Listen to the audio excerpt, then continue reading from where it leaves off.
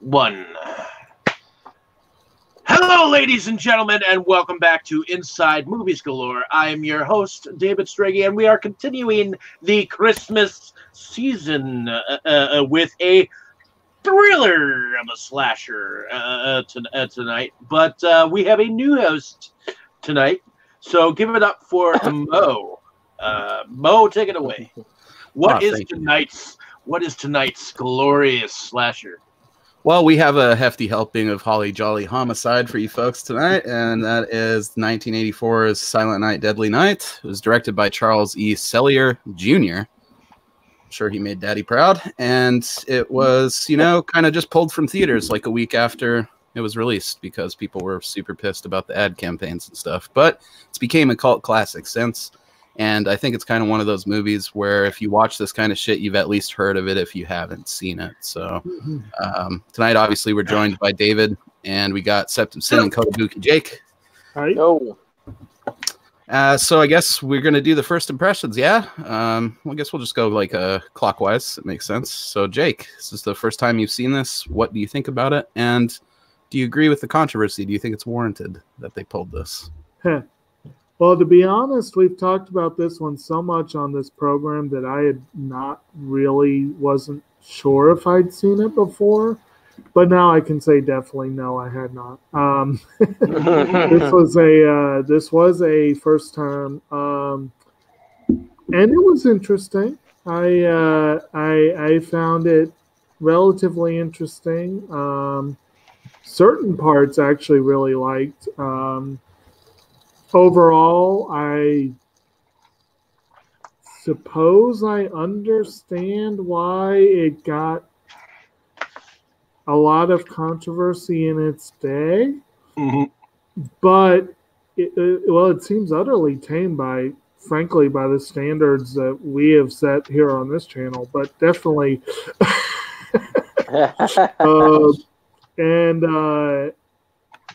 Honestly, I do think it was largely a victim of bad marketing because all they needed was a different spin, and it would have gotten at least 3 weeks in theaters, maybe even longer.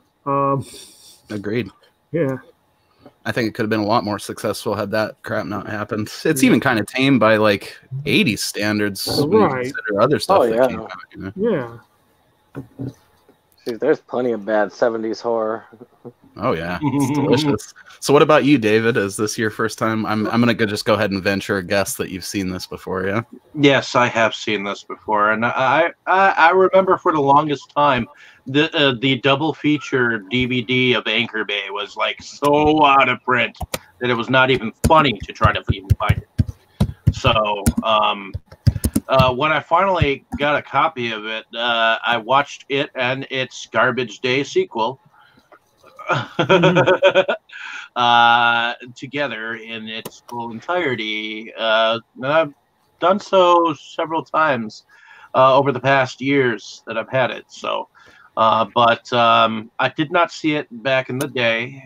I heard tinklings of it, but from what I understand, the Santa Claus thing has kind of been a thing ever since Tales from the Crypt. And I actually thought that there was an actual true story behind the Silent Night, Deadly Night thing, even though it says that it was not based on any characters, and that any characters were thought to be real. In the end of the film, I still believe that there was an actual man who actually went around killing people dressed up as Santa Claus. And, believing is part of the magic, Well, there's got to have been at least one person. At least one, yeah. Or at least one that came home drunk after a day of dealing with kids and just killed his whole family or something. Actually, quick fallback to something that we briefly mentioned. It's worth noting that this film came out November 9, 1984, the same day that Nightmare on Elm Street opened in limited release. So, Elm Street hit full release a week later. So, they basically came out at the same time. And really, honestly, I'm hard pressed to say this one's any worse than Elm Street. You know, it's just that whole Santa being the obviously. I guess if it's a creepy mincing janitor, no one worries. But if it's Santa, it's a problem. Oh yeah, and I mean, it's just in terms of special effects and like hype. I think at the time I probably would have hyped Nightmare to people more than this, so I think it probably would have got crushed in the box office by Nightmare either way. Right. So what was your first impression seeing it, Dave? Did you dig it? I mean, you said you've seen it several times, but me and you both watch movies that are horseshit just because they're funny. So did you enjoy it? I dug this one more than I dug the second one. I'll tell you that. Well, much. yeah. But the second one is still good to watch just for shits and giggles. Garbage Day. Definitely, it's a good beer movie. I'll tell you that much. I would have to agree, I mean, yeah. This was a psychological film that you kind of see. In fact, there are 3 actors that play this dude. You know, there's him as a small kid in the car, and then of course there's him in the orphanage, and then there's of course him growing up. So. Yeah, they put a lot of effort into showing the passage of time in this bitch. Like, they could have just cut right from him being a little kid, which that little kid was surprisingly good, but I'm sure we'll talk about that later. Yeah. They could have just jumped right to him killing people, I guess, but they actually did a good job of building up the whole psychological break that this dude had, even though there is some issues I take with the plot, but we'll get to that. Mm-hmm. So what about you, Brandon? When did you see this movie for the first time, or was this the first time? I remember when I remember in Movie Stop, and it's sad, may it rest in peace. But Movie Stop was a great place to get movies. I mean, it really was. And I saw this. They had a 2-pack and a 3-pack. And I said, I've always wanted to see this. I'd heard of it through reputation at the time. And so, I paid the $2 and went ahead and checked it out. And I was not disappointed by the first one. And then one Christmas I said I'll watch all of them. And then I was realizing that the first one was clearly the best of the best.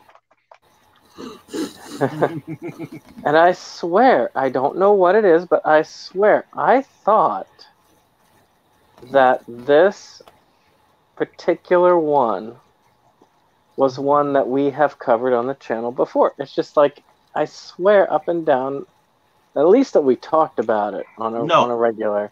Because I know Dustin talked about getting the special edition. Dustin talked about it. Dustin talked about it extensively on another episode that we did with a Santa Claus theme. Right. Yeah, like I was saying, it's kind of one of those Black Christmas. And that makes even more sense, it's definitely one of those ones that's gonna come up if you're talking about especially holiday horror. That makes more sense because I swear it was one of those that I guess it got talked about so much. Nope. It's like, I swear we actually had seen it. And that's just kind of the funny thing.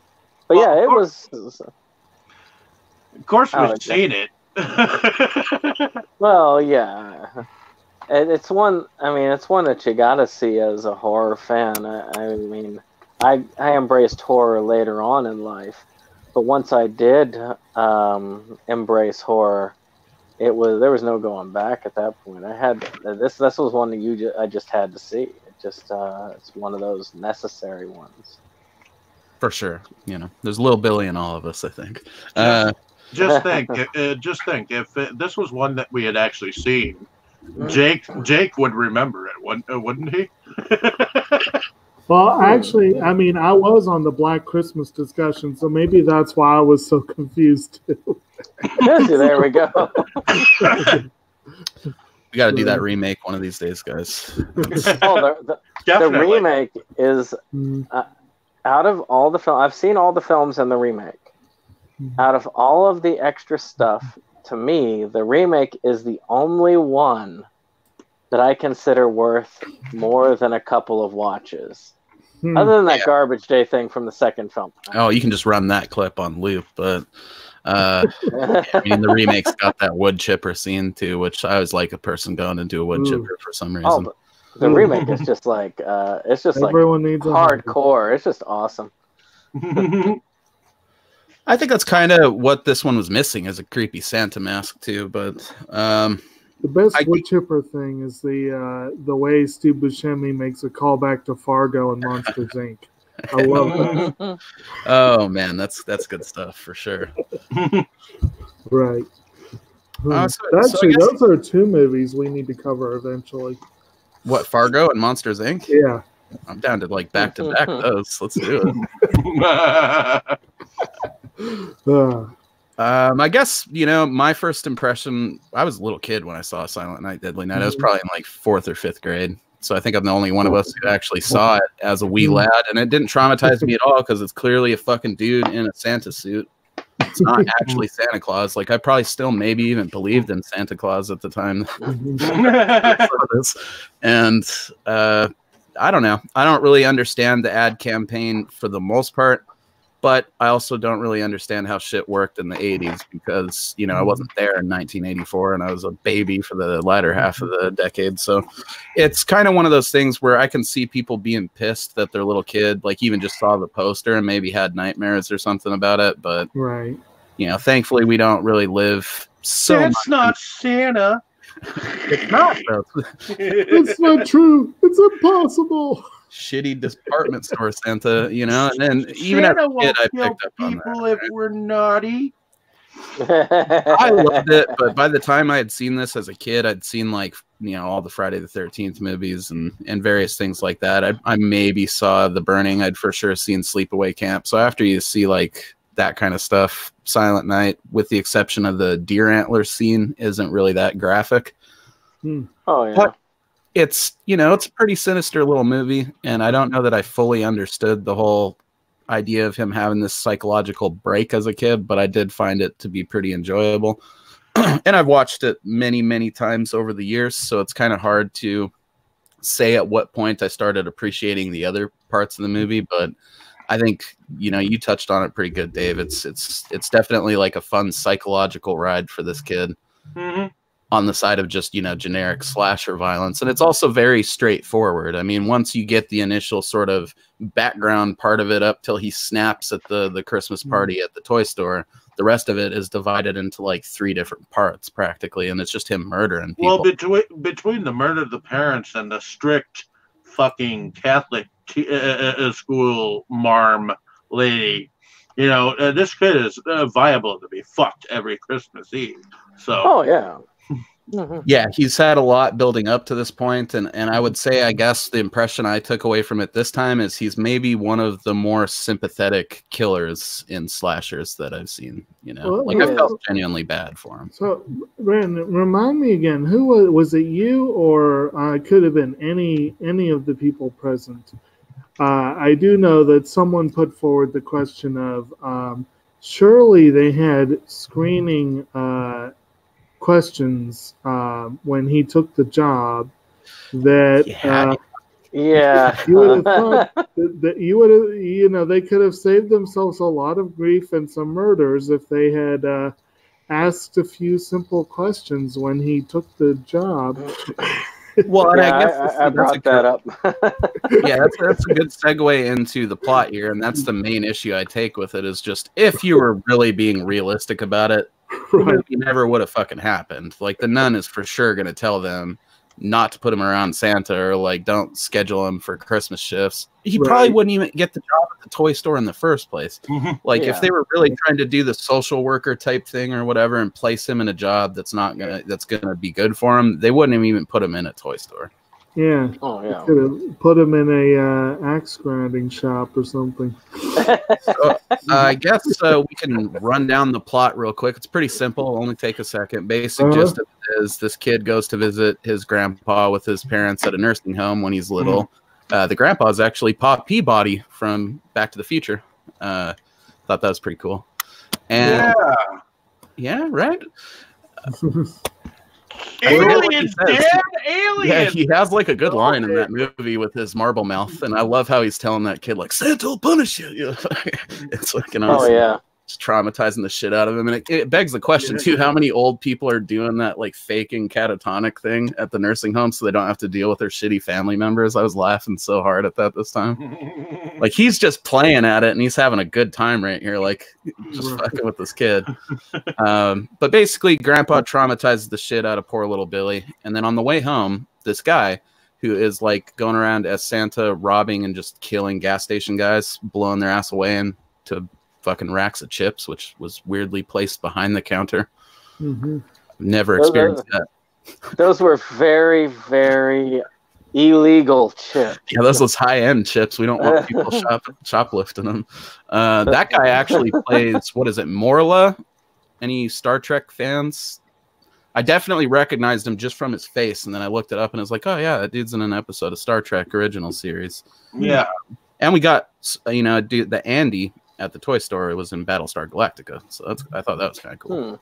But anyways, you know, armed robber Santa kills the dude at the convenience store and then breaks down on the road. And this family, Billy's family, passes him on the way through.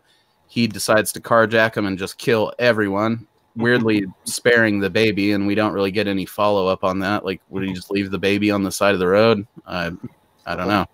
But we get into that in the second film. I feel like I vaguely remembered something like that. But, you know, these two kids end up in a Catholic orphanage. I don't know if it's a Catholic school. I think it's just an orphanage, you know. Yeah. And obviously, you know, those Catholic nuns are known for being pretty strict. St. Mary's. Yeah, old Mother Superior kind of really just doubles down on this Santa trauma by just fucking with the kid and instilling that sense of like severe punishment, and then also forcing him to sit on Santa's lap.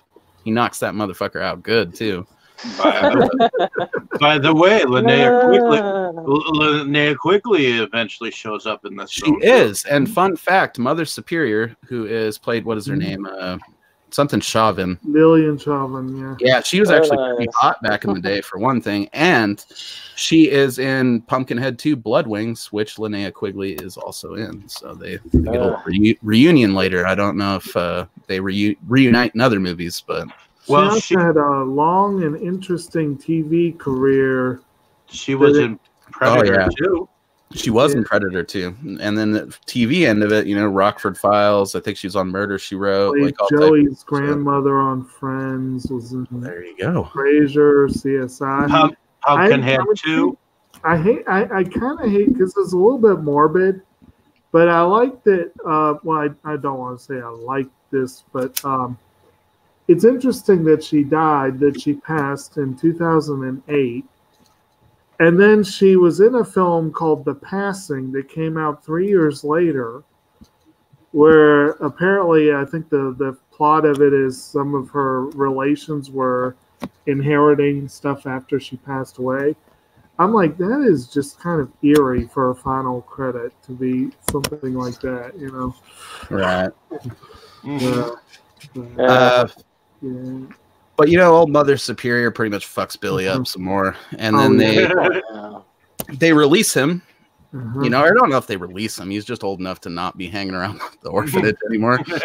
So they hook him up with a job, as, you know, would probably be a good idea for most orphanages and things like that to do. I don't know if they have that shit in place, but they should. Just don't put the kid whose parents were murdered by Santa at a toy store, you know, where he's going to eventually have to play Santa. And that's basically the gist of it. He works at this toy store. There's a super cool montage with this song that I really love. You know, it's always Christmas on the warm side of the door, isn't it? And, then, you know, push comes to shove. They need a Santa Claus. They put him in the Santa role, and he absolutely snaps and just starts killing people, and that's the movie. You know. And another final credit: the guy that plays the manager of the store, Britt Leach, has a lot of interesting credits too, with his last one being The Father of the Bride, where he plays the manager of a supermarket, apparently.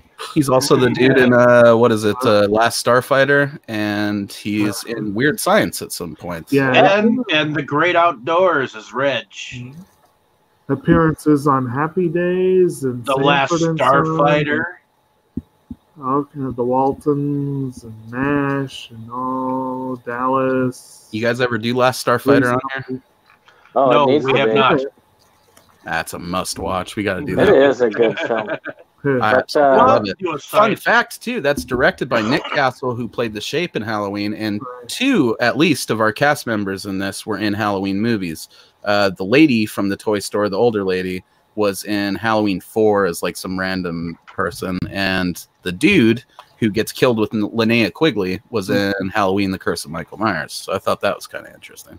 Oh yeah, and Brandon, I know you're a big fan of The Great Outdoors. Do you remember which character Reg was? No.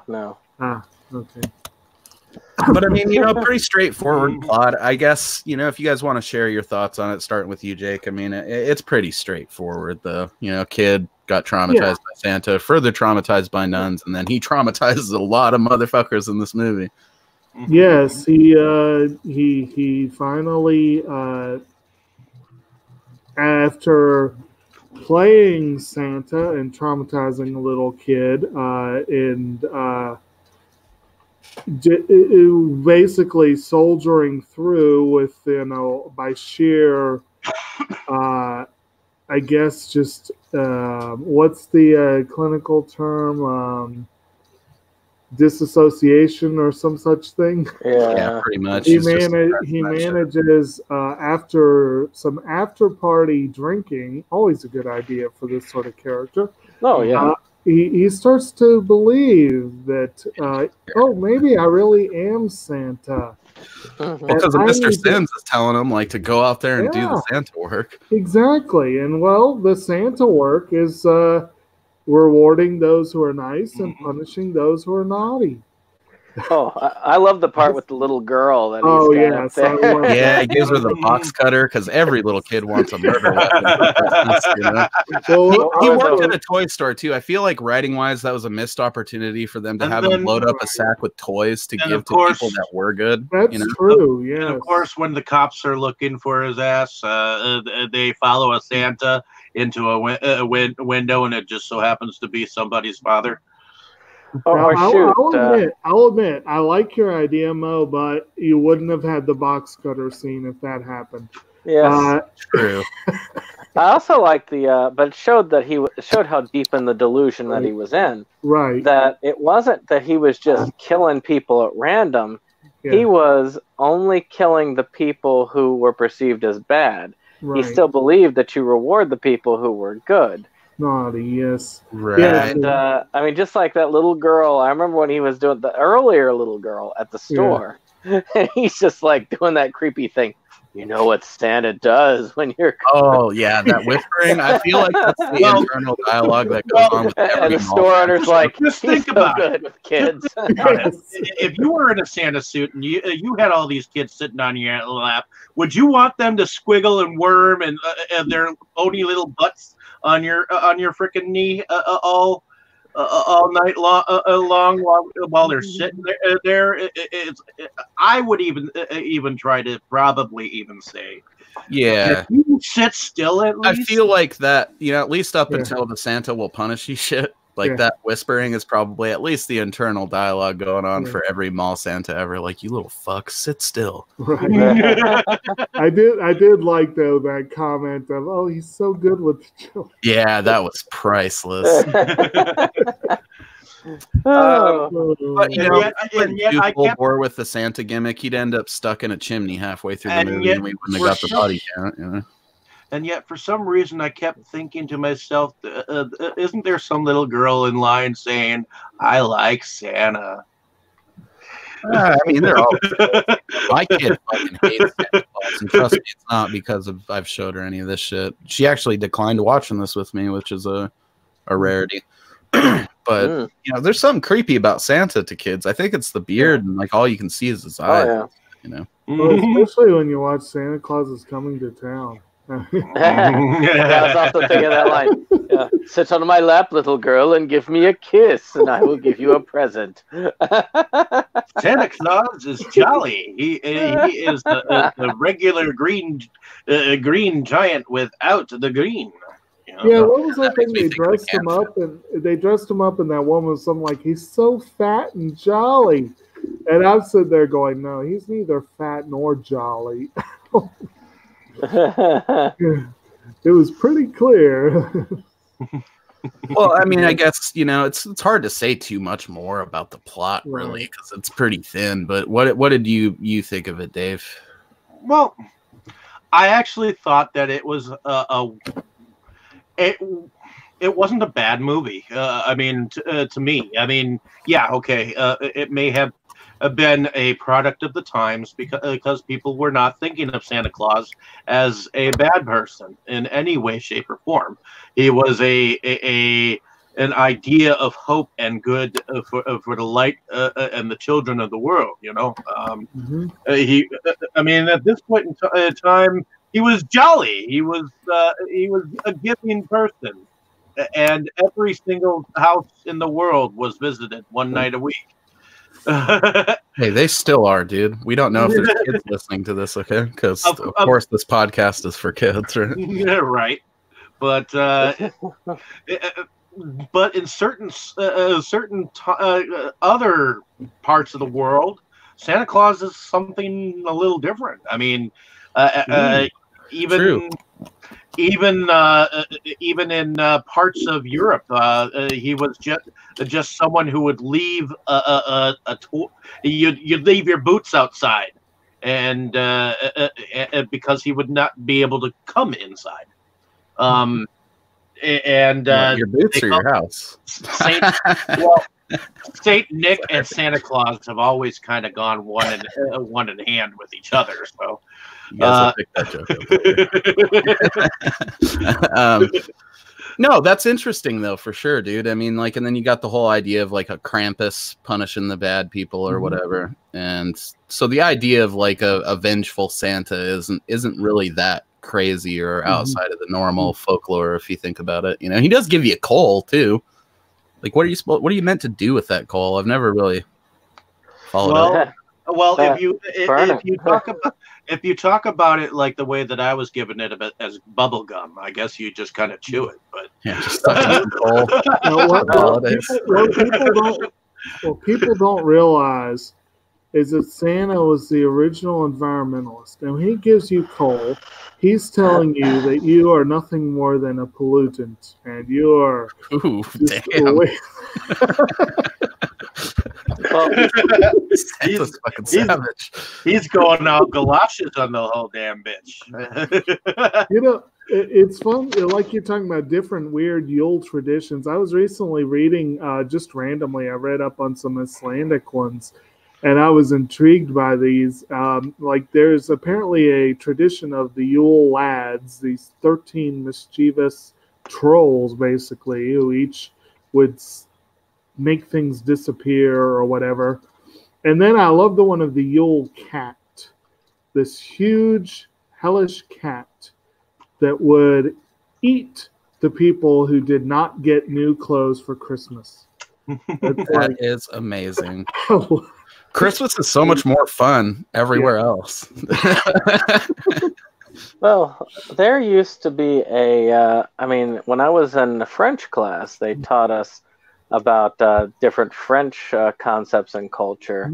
And one of the things that they had, of course, Père Noël, meaning the Father Christmas, but also had an individual called Père Fouettard, which is Father Switches. And you can guess what he did. He was exactly. That was the concept of him. So, you know, that's one I weirdly have firsthand experience with, being Canadian. Like, I made it to the stage of school in Canada where they definitely did tell us about that. So maybe that's a weird product of Canada in the early 90s, but pretty sure they're not sharing that kind of shit with kids nowadays, but they should. Indeed. Oh, Canada. Indeed. That's the superior Canadian system right there that's doing that. So what did you think? I mean, like, you working in psychology and stuff, Brandon, did you think that this dude's portrayal of this psychological break, and did you think that gimmick as a whole was interesting or no? Well, you see, to me, I look at this thing and I think to myself, this guy was screwed up even as a child. See, I don't think Grandpa was actually coming to life. I think this kid actually thought that his grandfather was coming to life. This was all in his head at the time. Shatter my dreams, man. I wanted that grandpa to be playing Catatonic. But you know, that to me, I think that this guy was unhinged from the beginning. Mhm. And of course, it runs in families because, of course, in the sequel, it's the baby brother that goes off and starts killing people. It's the baby brother saying "garbage day" and killing somebody. But it is that method. You've got somebody with severe trauma, and the way that you're treating it is through a phobia method that's exposure method, which has been shown in many cases to make the fears worse. Right. Yeah, and I think that was a big thing for a while in psychology too, wasn't it? Like they thought that was the way to fix it. In a sense, it can be, but the problem is you got to get somebody on board. Like, for instance, I'll give you a good example. I have a fear of heights. Now, my way of trying to help me cure the fear of heights was to go on a roller coaster. Ooh, hate them. And I have a hard time with roller coasters. Jake can attest. And so I started, and Jake knows about this period because I was going to King's Dominion a lot. And I know you went a couple of times with me on those. And I would start on the lower ones, like, and I eventually worked my way up to coasters like the Rebel Yell, which is not too bad. I actually liked some, like the Speed Coaster over there, which was really good. Did you cry more on the Rebel Yell? Just curious. Yeah. So in one version of a Santa Claus in Switzerland, apparently in the Swiss German region, Schmaltzy carries a twig broom to spank the naughty children. Schmaltzy? Oh. Grandma style. Schmaltzy. Whipping that ass with a broom. But what I was going to tell you about the reason why I was bringing this thing because of what the nuns did. I also do another illustration where I decided to go up on a swing that was swinging at 330 feet. Mm-hmm. You know those swings that they have in the fairgrounds, right? You know, the little free swings? The one that look like they're going to just toss you to your death? Yeah. That they had one of those at 330 feet at King's Dominion. Mm-hmm. And my fear, I could tell how irrational it was, because irrational fear, you stop thinking of all sense. Because all I wanted to do was escape, rip the restraints off, and leave, which would have been a very bad thing to do. So that is where the problem happens. When you are doing exposure therapy, you go in small amounts and you increase it steadily over time. You don't go 0 to 60. Yeah. Because then you make the fear worse. They also have that swing ride where it's like it wobbles, so you're not at the same height the whole time, but you're anywhere from like 3 feet above the ground to like 20 feet, but that's it. You know, you're still near the ground. Yeah. You're still going to fly very far if you come loose, but still. And then, of course, you know, the problem with that therapy also is when things go wrong. Like, I believe, wasn't it you where the harness was... Oh, yeah, the harness on Big Bad Wolf came loose when I was in it, which didn't help me either with mine, Yeah. So all this is doing is reinforcing why I don't fucking like fair or carnival or theme park rides, man. I stick to the water park and like the food court areas, and that's it. I'll go on one roller coaster so that my kid stops bitching at me about it, and then after that, I'm like, I tap. I'm done for the day. That happened to me last summer at Silverwood, and I was over it, dude. I used to love roller coasters so much, but I have multiple reasons, acrophobia being one of them, but multiple reasons why I have to be very cautious now. Probably surprisingly, dude, I drive like a grandma in my car. You know, I don't like going fast, even if I'm in control of it. You know, what are you gonna say, Brandon? That's the reason why what the nun did was stupid. Yeah, and she made it worse because instead of looking at this from let's do it in a gradual sense and acknowledge the fear, she was like, screw this. You're going to be cured of your fear right now. It's all in your head. Deal with it. Yeah. So confronts him like top notch at the fear. So instead of curing the fear, and you imagine that she's doing this every year. This isn't just 1 year. I guarantee you she's been doing this every year because she was like all proud of her method. So she's been amping up the fear every year. So eventually she's training him to cry. And that's my psychological perspective. And of course they are stupid for not mentioning the Santa thing. I understand Chief Nun not doing it because she's all arrogant and stuff like that and believes that he's totally cured. But the other one... Yeah, Sister Margaret should have piped up and fucking let him know. So I guess the takeaway from this for you folks should be, if your kid's afraid of Santa, maybe get him an advent calendar where he appears as the final candy or something. Don't force him onto his lap every year. Right. So I guess this is a good time to go into, I mean, we kind of touched on cast, but we didn't touch on if anybody else has like a favorite character, you know? So do you guys have any favorite characters in this? There really isn't too many outside of Billy and like the nuns, because everyone else just dies. Well, some of them get a little bit of screen time. Most of the people in the department store at least get little bit. And, you know, Mr. Sims was a bit of an idiot, but he was a likable idiot. I liked him, yeah. And there were a couple others that were kind of, you know, and Sister Margaret meant well, even though she went about it all wrong. But yeah, I did not dislike Billy. I thought he was, I think someone said earlier, he was one of your more sympathetic slashers. And he played crazy really well. Probably part of that is I'm sure they were hitting him with a spray bottle between takes, so he looked all sweaty and gross, but it helped for sure, you know. I don't know. So what would you say Mr. Sims is probably your favorite as far as the side characters? I guess. Yeah. Him and Mrs. What's her name? Grandpa's is absolutely Grandpa's fun. You didn't quite get enough of Grandpa.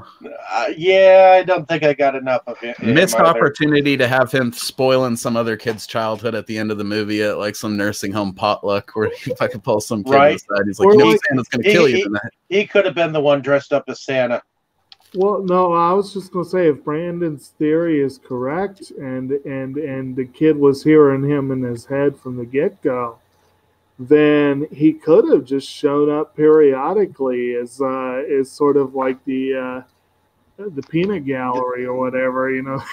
Right, and that is a super interesting way to look at it for sure. I'm just not letting go of my dream of the plane catatonic, and I fully plan on doing it as an elderly gentleman when I have family members come to visit that I don't care for. That's the other thing is doing it would ruin the illusion because you want to have it guessing. Especially if they're the ones putting you in the home. Then you play. Oh, yeah, fuck it. They're getting vegetable every year, dude. And I'm going to fuck their kids up good. Nah, for real, though. That's pretty funny. What were you saying, Brandon? Your secret plan. I was saying you would definitely not want to do that because I do think that having it in the beginning keeps you guessing. Because there is that possibility. It's like, well, maybe it is in his head. Or maybe maybe he was really doing it. So. Especially when they came back in the room, it's like he wasn't even talking to him. So you almost wonder if it was just in his mind to begin with. If he was doing it, you would think they'd put in that scene where it showed the grandpa like properly snap back to play acting, you know, and it really didn't. Like they came in and it was just him staring into space again. So I think there's something to that theory. Yeah. So what about you, Dave? Do you have a favorite character? I guess I would have to say my favorite character is probably the one that he mounted on the wall for some reason. Yeah.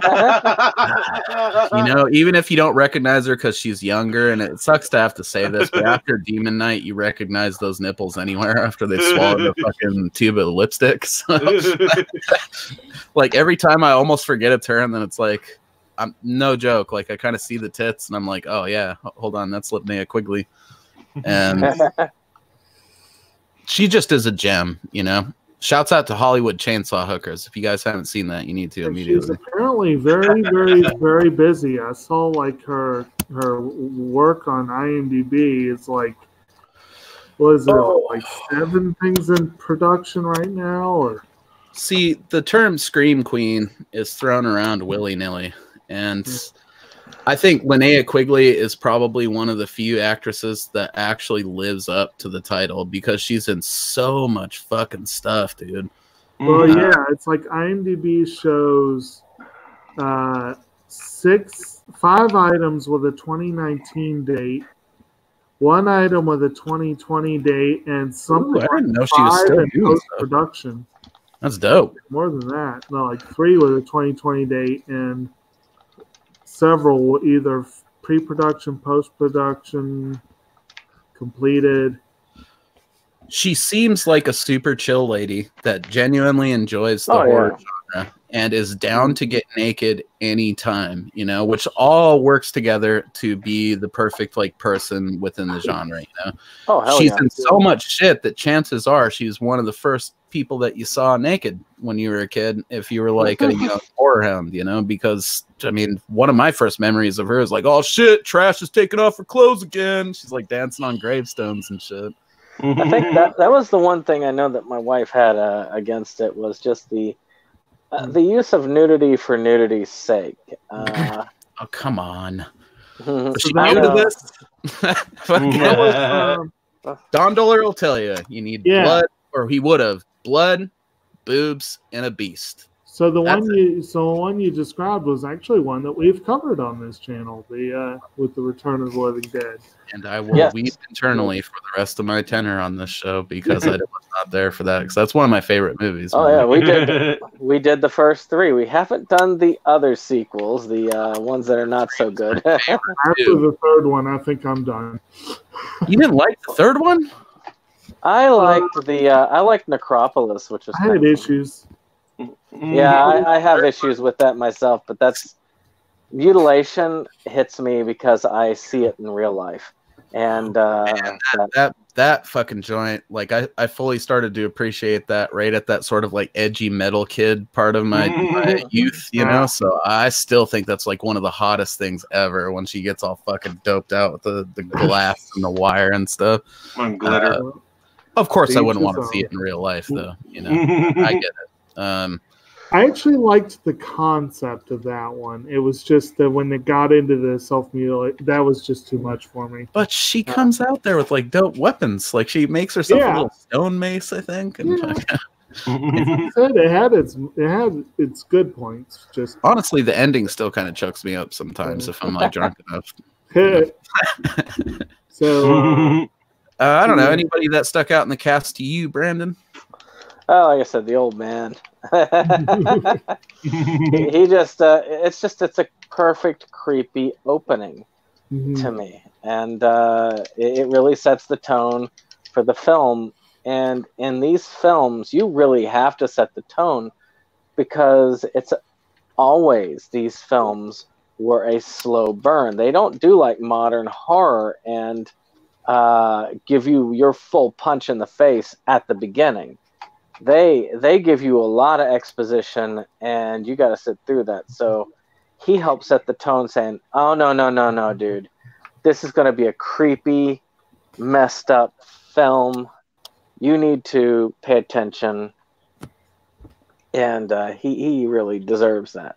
For sure. And you know, like I think too, the whole scene with the Santa really is one of the things that probably gets overlooked in this, but the way they shot that murder of his family is like so fucking accurate to something that would probably actually happen if some guy just like highway murdered your family. I love how they put it in reverse and he manages to hit the dad right in the head, and then they go in the ditch and then they're fucked, you know.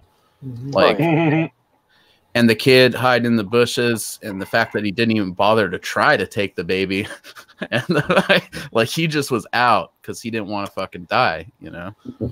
All that seemed properly traumatic, you know, and it led into the other shit later in a very good way. And then the way they built it up, like with him seeing the nun having sex with what I'm guessing is maybe a priest. I don't know. It felt like she was whipping his ass. Did it feel that way to anybody else when she got the belt and was like beating his ass? All right, so I was trying to see if IMDb had any of the grandpa lines listed, and they do have some good ones. Seriously, you're scared, ain't you? Yeah, hit us with them. Christmas Eve is the scariest damn night of the year. I do love too because I feel like he had the same kind of voice in Back to the Future though when he was yelling with the shotgun.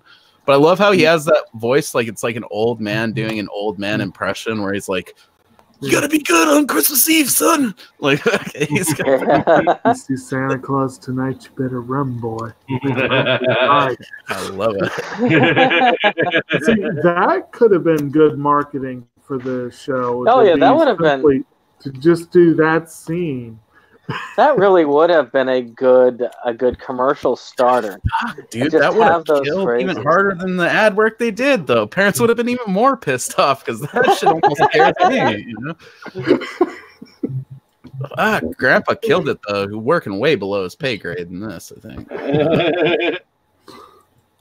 I don't know. I think like a subtle character that definitely deserves a shout out is, what's her fucking name? It's bothering me now. The assistant manager lady at the toy store, you know what I mean? Oh, like that lady actually was really good, and her death is kind of lame because she just gets Miss Randall, wasn't it? Miss Randall, yeah, correct.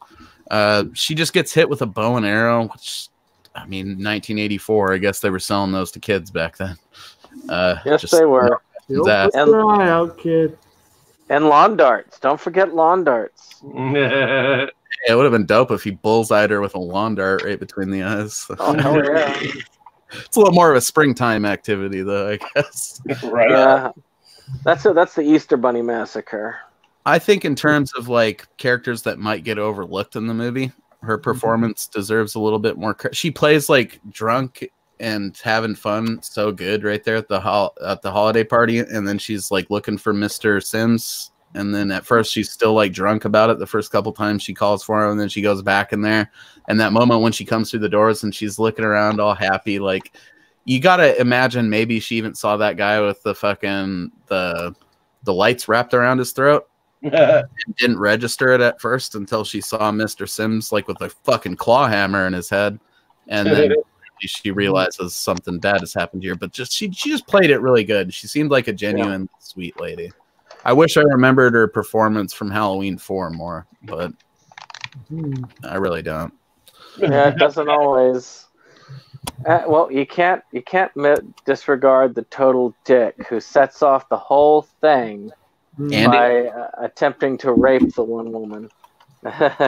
Apparently, his other credit outside of this that people remember him from is having a giant luxurious perm in Battlestar Galactica. So. You know. Well, you gotta appreciate a good perm, man. Really, you do. You know, and much the same way that you appreciate a giant belt buckle or a porno stash. It's just interesting to note that this is his final credit. It is. I think after being a rapist, he kind of had enough. You know? Interestingly enough, he was in one of his credits is a show called Too Close for Comfort. But Now, he was in a few things, but yeah, a lot of these people had short careers that kind of just petered out at some point or another. You know, they have several credits, but not a huge number. I think Linnea Quigley's the most seasoned of any of them, including the chick that probably the most credits. Yeah, she's been in movies too for I think more. Well, that what's her name?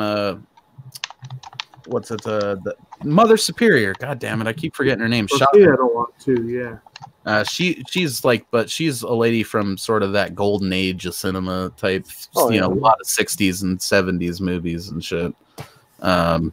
Maybe even stuff prior. And she, again, I gotta say, it was a looker back in the day. Might not think of looking at Mother Superior and Silent Night, but. She's notable, kind of like Angela Lansbury. Like they were beautiful women when they were young, you know. I don't know. I think if I had to pick a favorite character, it's just gonna be Billy because he's probably the most fleshed out character in the thing. I don't really Mr. Sims rules. Like I wish I had those kind of bosses when I was working in the. I never worked in a toy store, but I've certainly worked retail, and we weren't having drunken fucking holiday parties after doors. I was gonna say that holiday party was awesome. I don't know of any place that has that shit. As the kids say, you know, it was lit. I'd have been in on that for sure. I'd have been riding the conveyor belts down by the cash registers and shit. Like, awesome. And it feels that like that's probably what I think sets the killing part of the movie. And I guess a good segue into the special effects off is that murder of all these like wholesome people at this toy store that kind of gave him sort of a home and accepted him. And they made a mistake, yeah, but I don't know that I would have started my killing spree there if I was Billy. Maybe might have finished it there. It's the rape. That's what triggers it. That makes sense for the dude, and then the girl does react to him weird and like slap him. I mean, you would think that you'd be like stoked that someone just saved you from being raped, but she doesn't even take a minute for that to like let it set in that he killed that fucking dude. Well, she kind of likes him. Well, not Billy, but the other guy, the rapist. So, which is weird. Yeah. Yeah. So this is kind of an odd. We'll get back to the cast for a minute. Robert Brian Wilson, of course, is the one that plays Billy as an adult. His film credits are interesting. This was his first role, and he had a semi-steady gig on TV all the way up to '92 on Jake and the Fat Man, and then he drops off the mat completely before showing up in 2016 in 2 TV movies that both feature Vivica A. Fox and Eric Roberts. That's just weird. That is weird. You know, I found that fucking odd looking at his shit too, because it seems like the person maybe most qualified of the unknowns on the cast to get other gigs, and his shit was like nothing, you know? Like he just really wasn't much of an act. He was a great actor. He just didn't really do much of anything, I think. It'd be interesting to see what that dude's up to nowadays. David, you should fucking get that dude up. Send him this online and see if he wants to join. He's obviously not busy. I don't know. I think though that like you guys got any sleepers on the cast before we move into special effects? You got any like secondary characters to your favorite that you thought were surprisingly kind of good? I'd like to shout out that initial kid in the toboggan scene too. That like the main kid who I'm guessing this belongs to the Scream Queen or the headless creep. No, that kid's like, oh, I want to be just like you when I grow up, stupid or whatever. Like that. Good. He kind of actually ruled. It's a shame that we only got. Well, I mean, if we got more of him, he maybe would have died. So I guess it's a good thing. But I wouldn't have minded the Beaver and Wally type characters that were talking to each other with the sleds. I wouldn't have minded seeing them on the movie just a little bit longer. That could have been a post-credit scene where they just go down there, find the dead bodies, and they're like, "Fuck it," and they take their toboggans back. That would have been amazing. Those freaking little bullies right there. That the one blonde kid with the toque looked like he was like of age to be bullying those kids, but the other dude, the like guy with the jean jacket, looked like he was like fucking 30 something. I have to say, my favorite scene is that headless creep coming down the thing.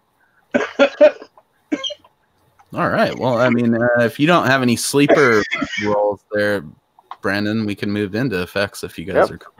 Let's move on. Well, you don't have like a secondary character you enjoyed? Let's throw it well, out there. I mean, obviously Grandpa, but you know, and Grandpa's your first and secondary characters. I'll put my hat in on the rapist character because you know. You don't give those people. We don't give those people enough props. I mean, they do something really. They do something really terrible, and we just dislike their characters. But you know, I mean, they have to act it. You know, well, that's so true. You're not saying the character so much as the actor.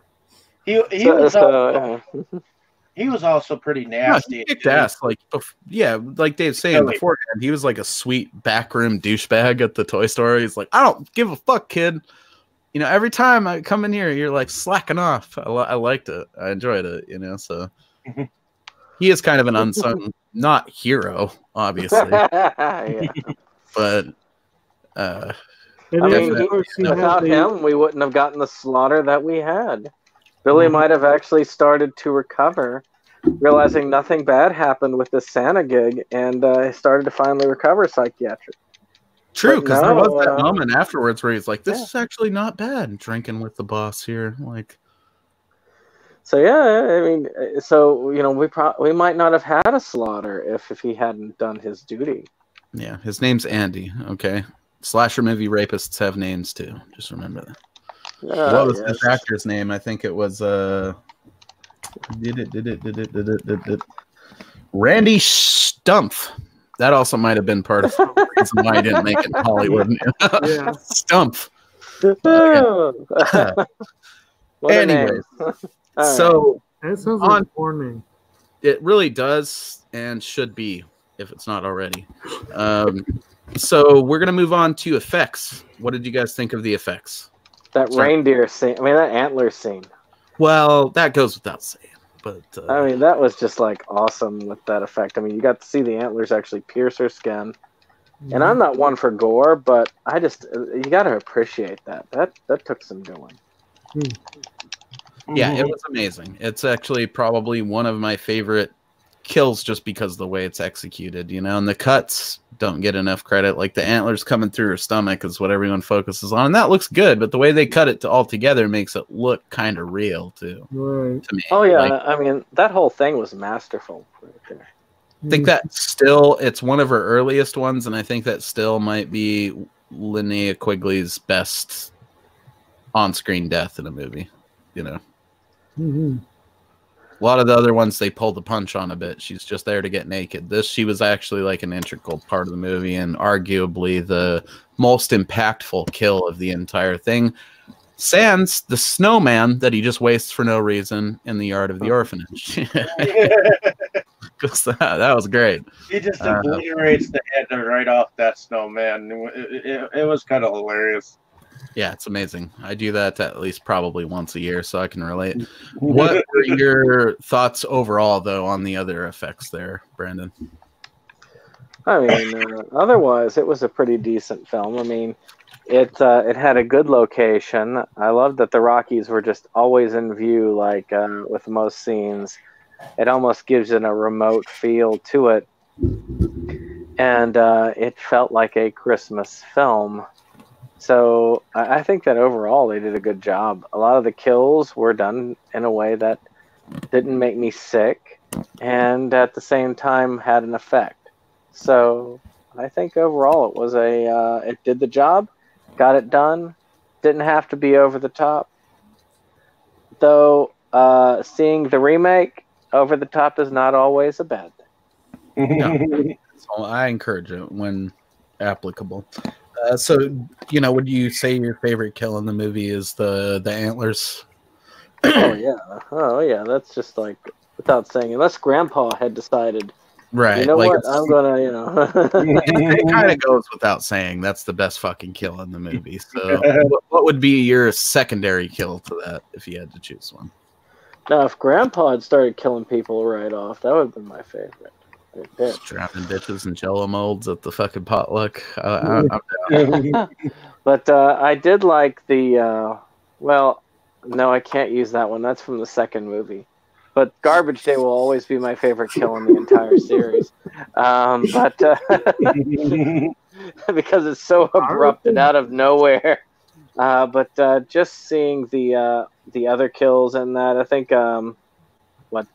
just the opening kill where he kills the person that's raping him, that just is kind of there. It's a cathartic moment.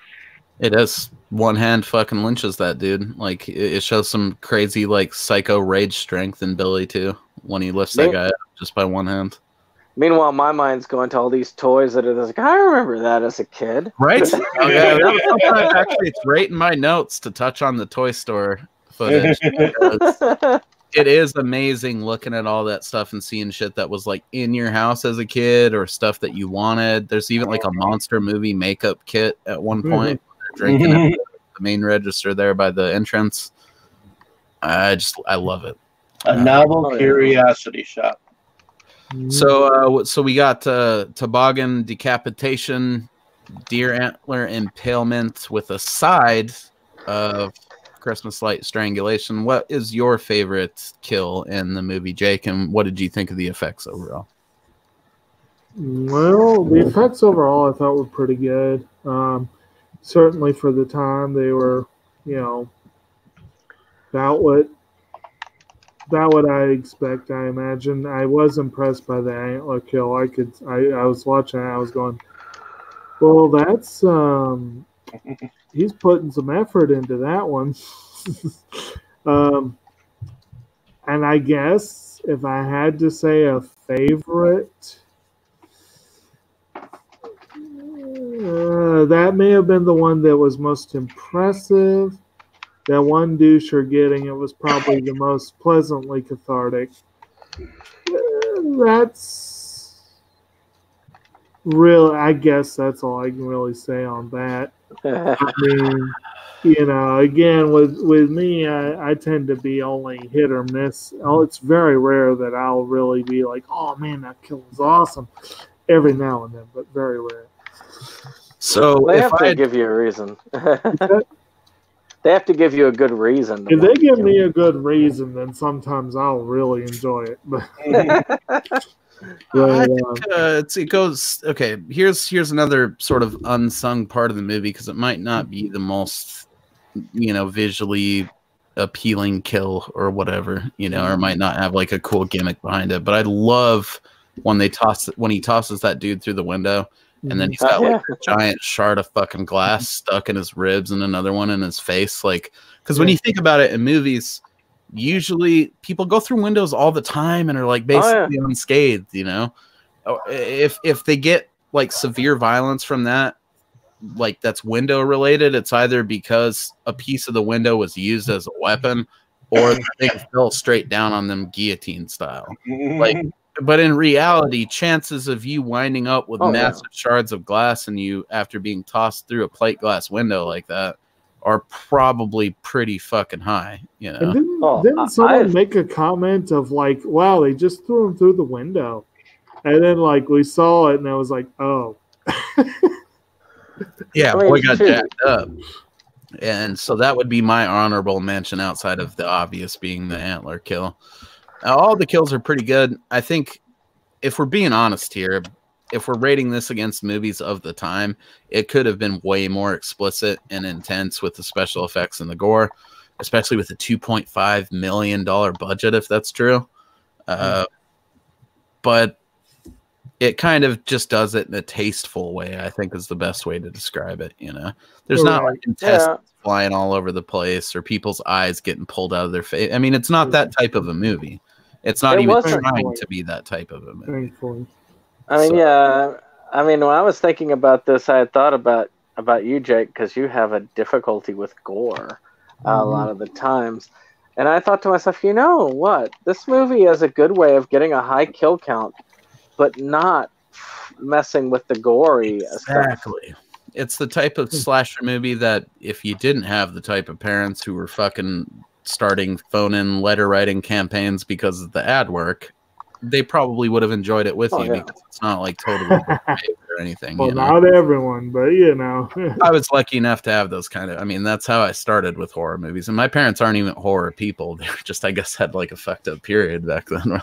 Like, let's show this kid horror movies, and I'm thankful for it every day. But, oh shoot! My parents, my father is the reason why I don't watch horror. I did not watch horror movies until college, and because he showed me The Shining at a very young age. See, my first one was Alien, dude. I snuck out like as a little kid. Probably one of my earliest memories. I was like fucking 5, and I snuck out and was like peeking behind the couch watching my parents and like my aunt and my uncle watching Alien. And right after like the chest burster scene, they caught my little ass. But instead of being dicks, they were like, well, he's watched the movie probably up to this point. so they just sat me up on the couch with them, and we finished Alien, and then the rest of it. Yes, Cellar Dweller also, for some reason, Cellar Dweller messed me up. See, after Alien, they started renting me horror movies, so I saw like It's Alive, The Hills Have Eyes, Jaws. Obviously, fucked me up for life. I'm still afraid to swim in the ocean. And Jaws is the closest thing to a horror film that I can say I grew up with. I did grow up with that one. I grew up with the first two. I always hated the third one. Partly because I was exposed to it so young. I guess if I were to see it now, I'd probably just think it was a bad movie. They gave us the Yellow Submarine for the Jaws video game, though. So thanks, Jaws. You suck. Well, I mean, the way that it plays out is just interesting. I mean, you can watch Jaws now. You can actually get it to where you can watch Jaws floating in an inner tube in a deep pool. Nope, I've seen that. Nope. That sounds like the type of thing I would have fucking panic attacks over, man. Yeah. I won't even swim in my own swimming pool when I can't see the bottom of it at night. It fucks with me hard. Like, well, that would not be. Is it the one that did that to me? I can't remember. Was it one of the Piranha movies that had the pool attack? where they're getting eaten on the fucking inner tubes and shit? It was, yeah. Yeah, that happens in the original Piranha, and then a far more splattery version of it in the new one, but it definitely and then is. there was a similar attack, if I remember correctly, at the beginning of Leonard Part 6. Which, of course, had the great part of the fish reading the dirty magazine. Like it stops with a porn mag before it goes into its thing. But I will admit, I caught a glimpse of that when I was younger, and that kind of messed me up for a little bit. Wasn't permanent, but it I could see how it could be if you were too young. The Trans Am head crush and Toxic Avenger fucked me up as a kid, too. Well, And that was one that my dad actually rented for us. I think my dad's one of the few parents that can legitimately claim he rented Toxic Avenger, assuming it was just like a weird fucking superhero movie for us, you know? Like he rented that and brought it home, and he hates that type of shit, you know? But he got it at the video store on like a glance at the cover kind of thing, and it was like, well, it's superhero or whatever. He likes Batman. Here's a fucking kid getting his head run over, you know? oh, jeez. Because all superhero stories are the same. And we have to actually cover Toxic Avenger one of these days. God, we so I gotta have do an all excuse four to of watch those. it. I've never watched it. You've seriously never watched that, dude? I have never watched it in its entirety. I've only watched it in pieces. I'm gonna tell you right now, the first and the fourth one are the best. The second and third are a weird place where they were trying to market it to kids, and it's gloriously horrible. For kids. Exactly. Well, that was what the cartoon was for. When he did that, you know. What's That's that? what the cartoon was for. They didn't even have that yet. They were like, let's just make kind of a splatter movie for little kids with the second one. And then the third one, they literally made a dude into human sushi. So you can see where this is going. It's great, but it's fucking stupid. So what are your thoughts overall on the special effects there, Dave? I thought the special effects were pretty decent for the time being. I mean, like you guys said, it goes about the kills in a way where it's not really all that gory. You know, it's I know it's been said before, but you know, I mean, there is a little bits of blood dripping on the axe from time to time. I mean, you do see. I mean, the only real gore factors when Linnea Quigley's character gets like poked, and you see it poke through the skin, and that's pretty much the really gore effect. Besides the beheading of the. They didn't show head roll away, so that lost some of that visceral sort of impact. Like, where'd the head go? He also had to do with the hammer on his head. That was good too, and they did zoom in on that, you know. But I don't know. I'm not for certain that the version I watch is the uncut one. Like, do they actually show the hammer go into his head, or is it just he shows him with the hammer and then the lady comes in and finds him with it in his head? I think they just showed, like you just said. Yeah, I think something so. like 2 minutes of this cut if you get a cut version of it, which is just weird to me because most of the kills are super tame, and so I imagine the only thing that they could cut would be the Linnea Quigley. And Dave undersells it a bit. They just doesn't just poke through her skin. It's a slow, like, coming out and stretching the skin, and then Right. like, it is very satisfying for an impalement scene, you know. Yes. I think if I had to weigh in on the special effects, I would say that, again, they did it really tasteful in a way that, for the most part, like, if it was a cut for TV version of this, you could watch it with your mom or something, and she's not going to get offended by the violence. She might get offended by some of the other stuff, but I imagine you'd cut some of that too for TV. She might get offended by the rape scene in the very beginning. My mom, she'd be like, "What crap is this?" There's that payoff though of him getting just one hand strung up with Christmas lights, which. Oh yeah, I mean, I've seen 50 Shades of Grey cut, which is probably the best way to watch it because it's so hilariously butchered.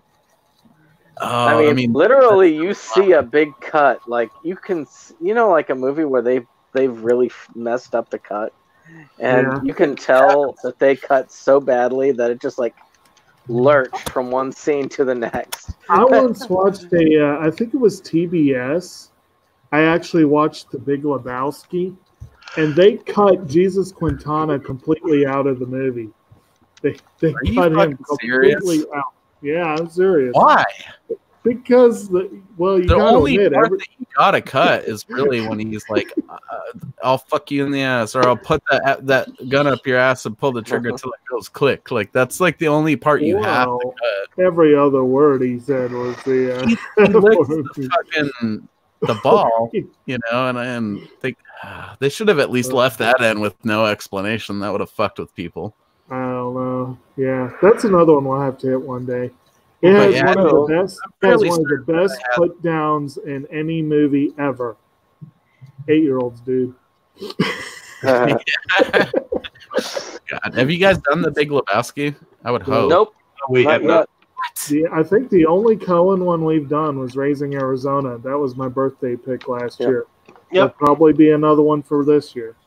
Dude, we gotta throw those in the mix, and then also I would also recommend A Simple Plan. Hell yeah!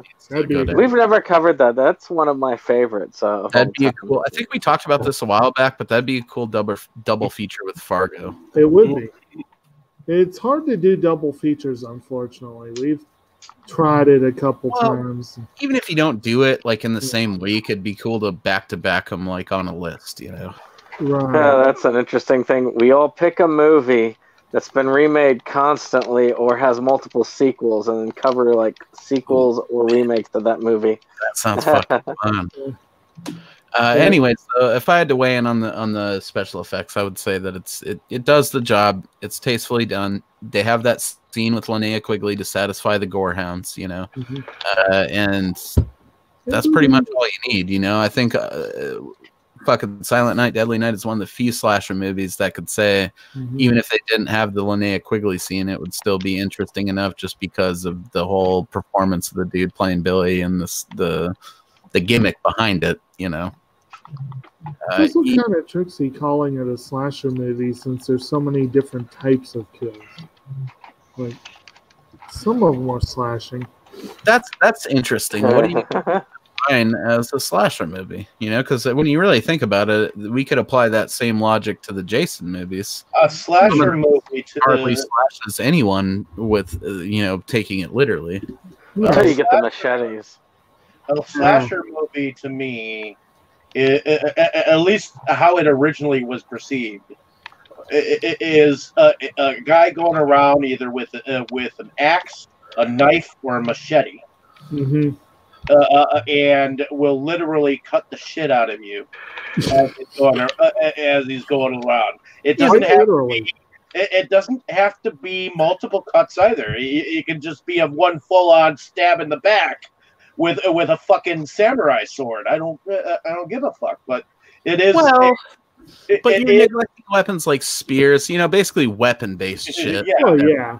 Is slasher We've oriented. really kind of Anything joked that a little will bit on that. slash into your skin or body and leave some parts behind or something like that. You I know, look at it more as because there's stuff that's kind of a slasher movie without really being that graphic, like shit like Psycho. Pointy end goes another guy.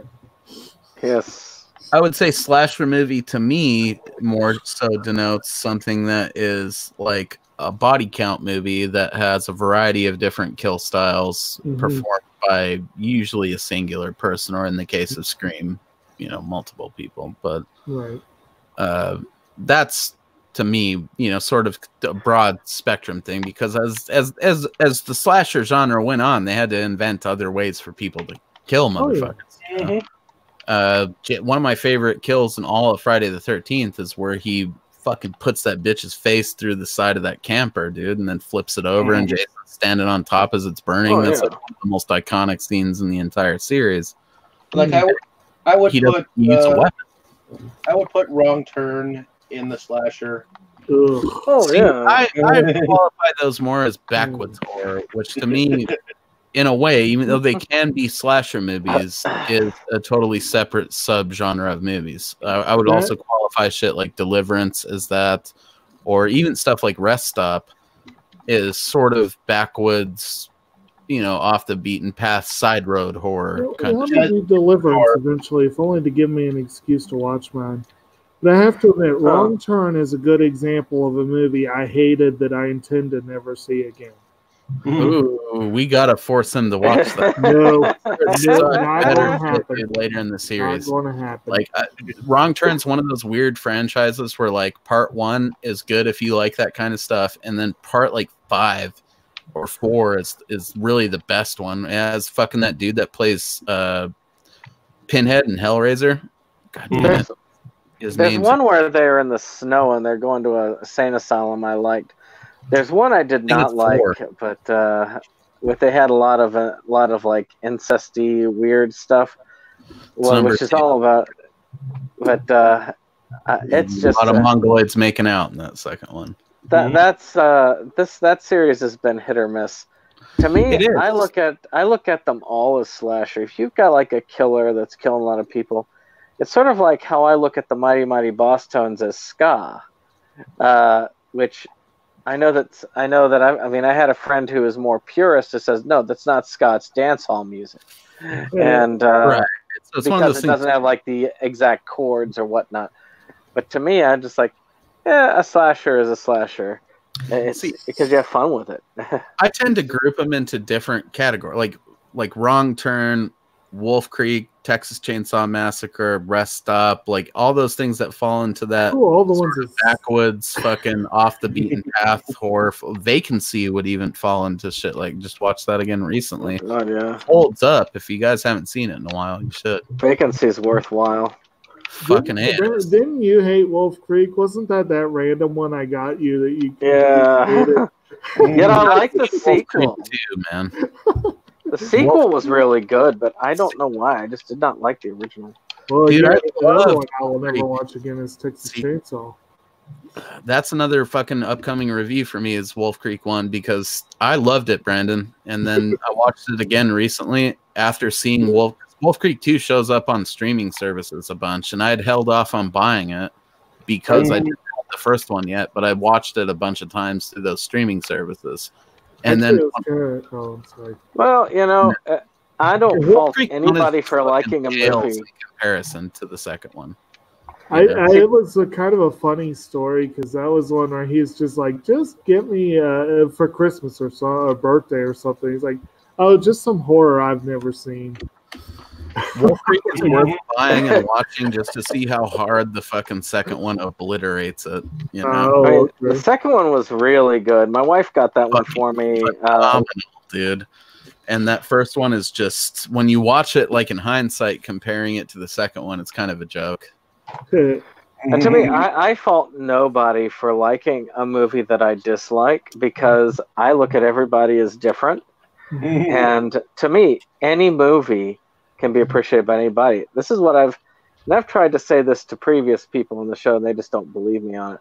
But to me, I think that I really do. I think that movies are some of the best things because, like any type of art, yeah, it may not appeal to everybody, There's but a person for every movie, though. They're interpreting. exactly. That's what's so wonderful about it is that I might hate said movie, like American Beauty. I hate American Beauty.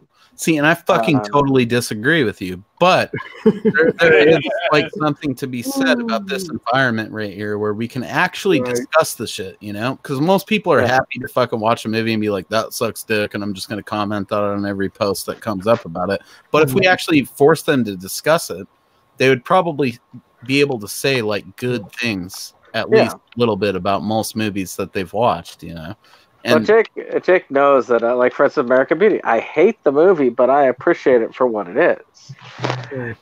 And deeper to that one of these days because I love that movie because it's so uncomfortable and kind of gross, you know? Well, it's become much more so. I used to love it. It used to be my favorite movie, but I have to admit it was slipping already. I had already decided, no, it's just like number 3 or something. And then the whole thing with Kevin Spacey happened, and now it's like I need to watch it and see how I take it now. Honestly, like, not being really that kind of makes it better to me. Well, the thing is, when he is playing a villain, I don't think it'll bother me.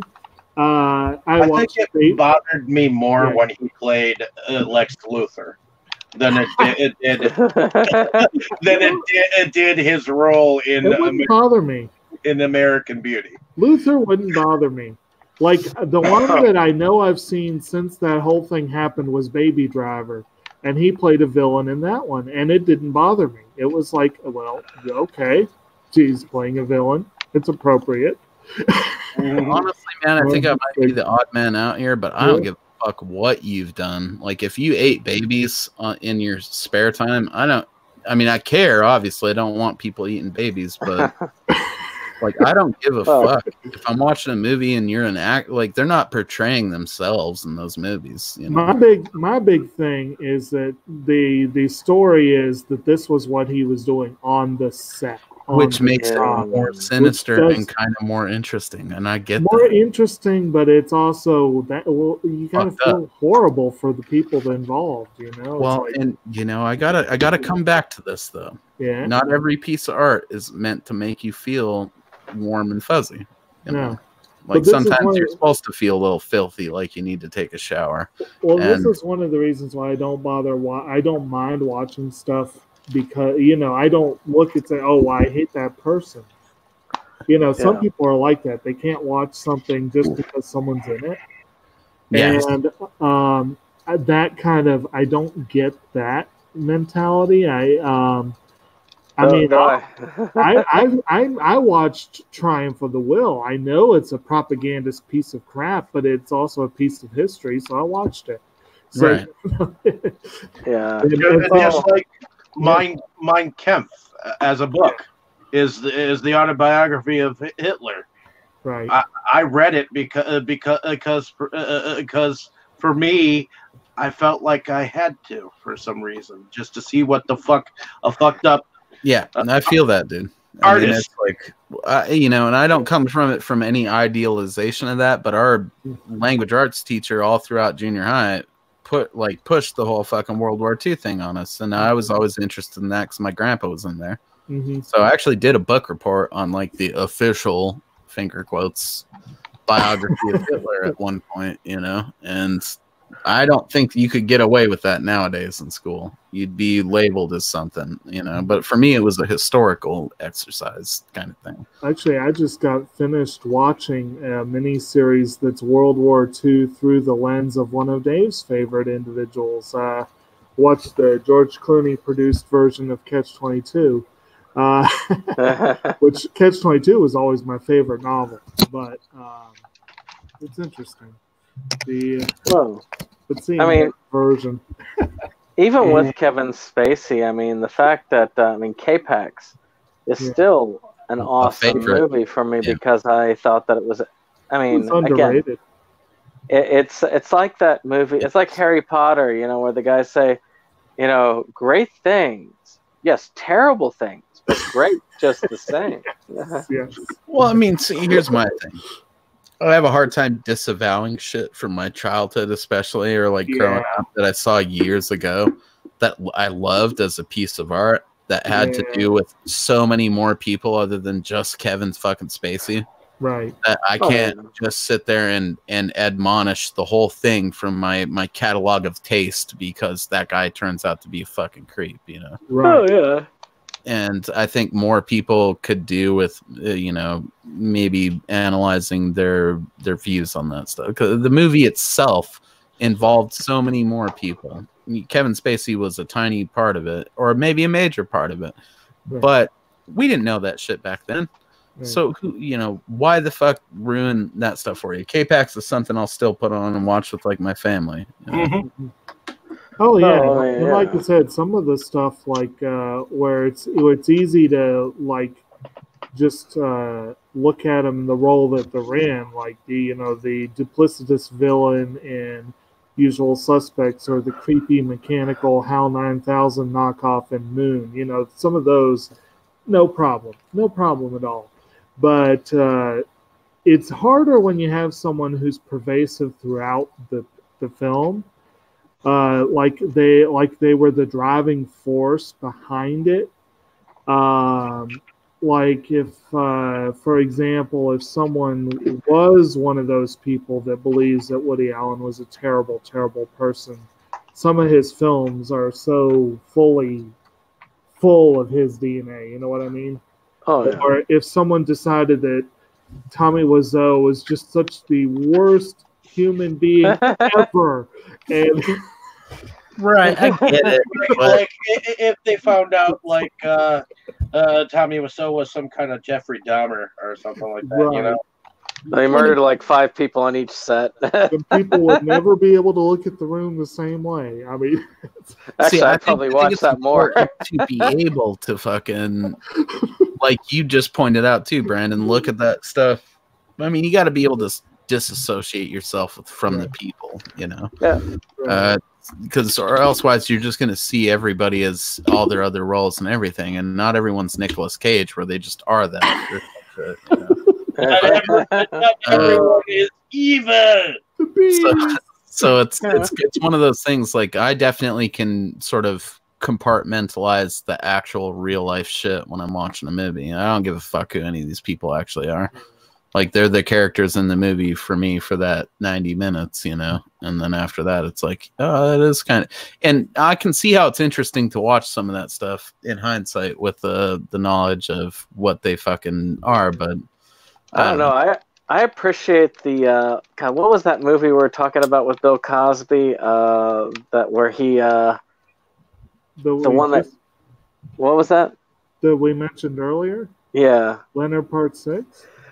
See, to me, I appreciate Leonard Part 6 even more, knowing that he does not want that movie to be seen because of what he does. Is like, well, that makes me even more interested in watching. There you go. Yeah, that's those situations where the reality can kind of enhance the experience, you know. But there are times, to me, with the Bill Cosby thing, I think that thing was all about money. And to me, it was like everybody was doing drugs at that time. Well, you know, I'm not going to comment on roofing girls, but you know, my thing on it is don't not watch a movie because some asshole like Kevin Spacey's in it. Well, don't not buy a movie because of that, because there's so many other people involved in a movie other than the dickhole that you like don't like now because you learned shit about him years after the fact. Right. So appreciate the films for the piece of art they are and try to separate the actors from the fucking characters that they play, because more often than not, they're not the same people, you know? Right.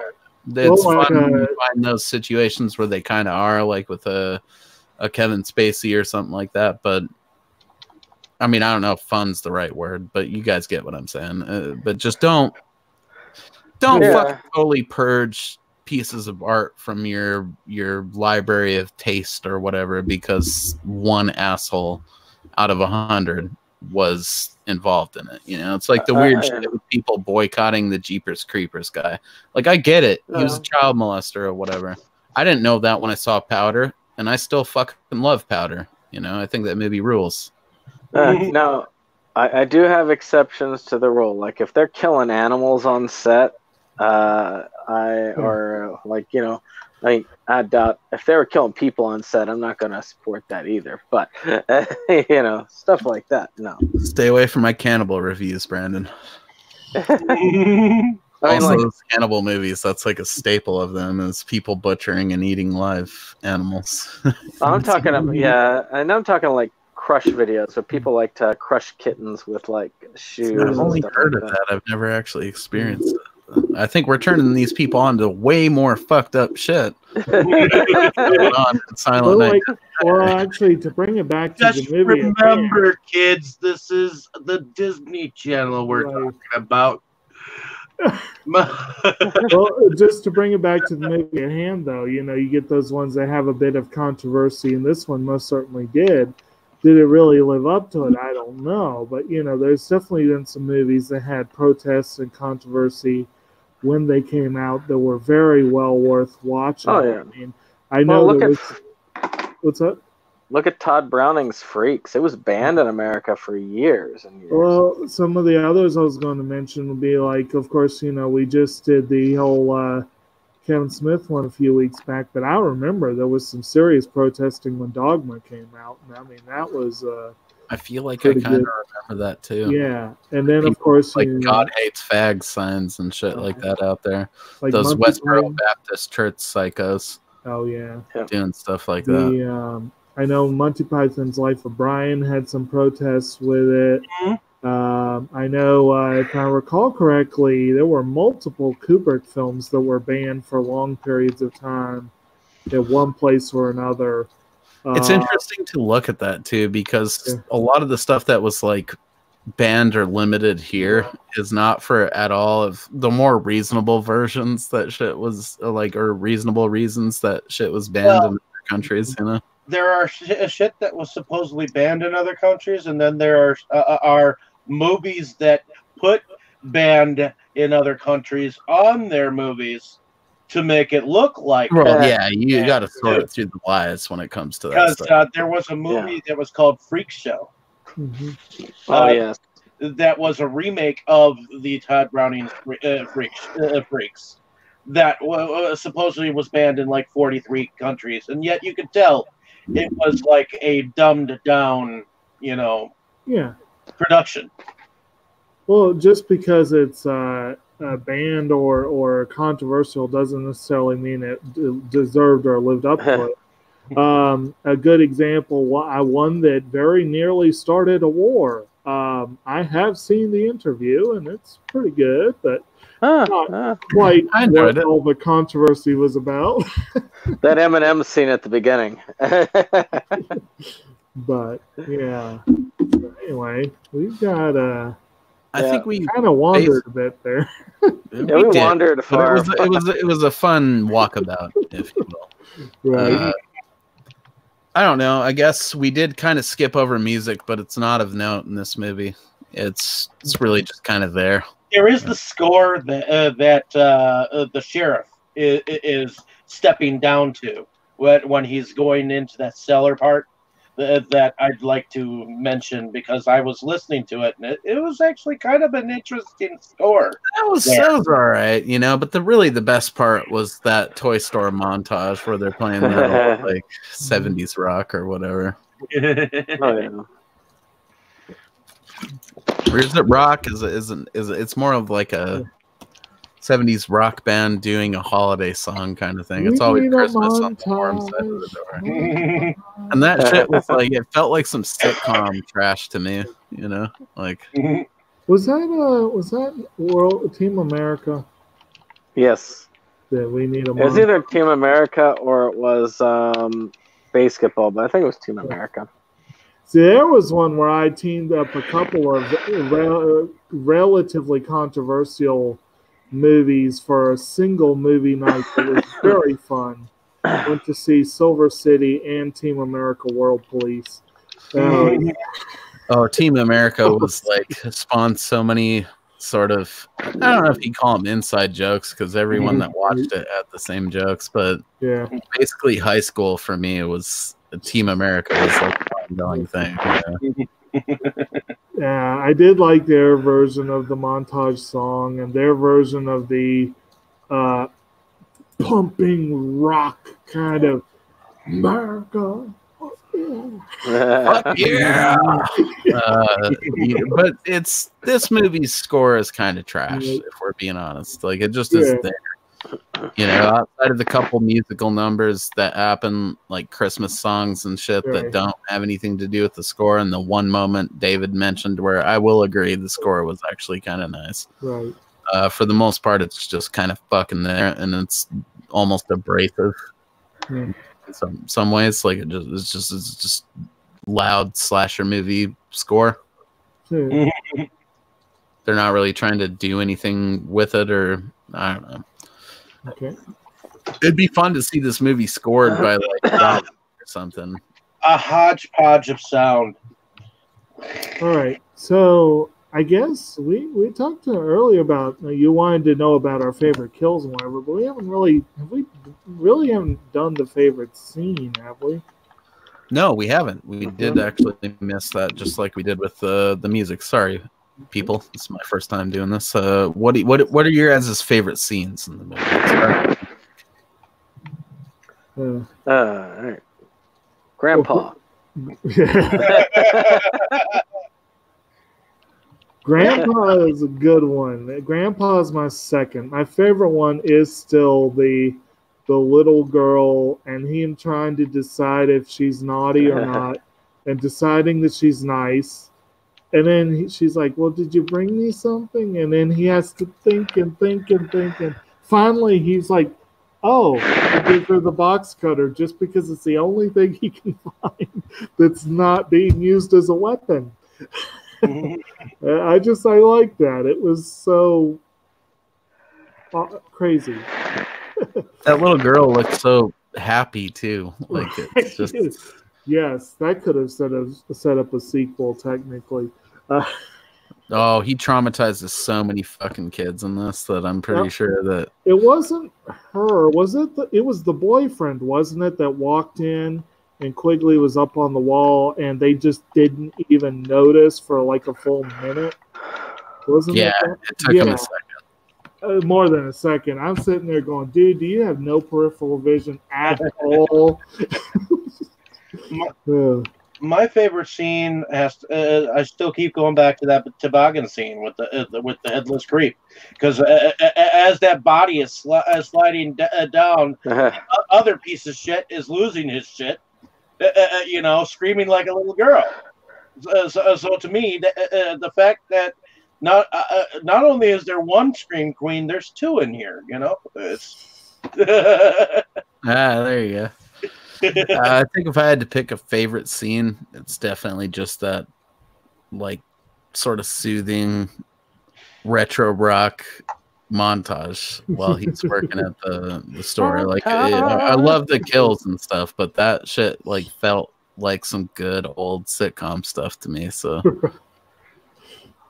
that's always one that every time I watch it, I kind of just enjoy it for some reason. And because, like we pointed out earlier, if you've never watched this movie for all the reasons we suggested, at least watch it to look at that toy store scene and see like retro toys that you remember or never got as a kid. There were some that toy store sequence, in a sense, and also, I mean, really, as creepy as it was with the grandfather, most of the scenes with the family, there really is almost a little bit of an old school sitcom vibe. It kind of makes you wonder. Huh? Oh, for sure. I'm just agreeing with you. I was just saying, like, wouldn't it have been something if they tried to make an actual sitcom? Yeah, I would love the Killer Santa sitcom. That'd have been amazing, dude. Yeah. Old Uncle Billy, he tends to murder people. Plus. Yeah, because for kids, right? It'd be like the for kids. It'd be like the modern day Damien. So. Yeah. Like every Christmas, somebody else gets the urge to start killing. I swear, I hear Santa that curse. fucking Omen theme though every time I take that elf on the shelf out of the box each year. You know what I'm saying? Like, Yeah, the Saturday Night Live skits of Elf on the Shelf. You gotta love it. so I don't know. In closing, do you guys got anything else? I mean, I think that we pretty much covered a lot of the strengths of this movie. You know, it's a good, fun holiday slasher that has moments that will definitely fucking get you exhilarated on that front. And there's tons of other movies that you can look to if you're not like satisfied at the end of Silent Night, Deadly Night. So if you guys wanted to recommend a movie and then share your closing thoughts, that'd be fucking pretty dope. About you, Brandon? Recommend any movie or just a movie like Silent Night, Deadly Night?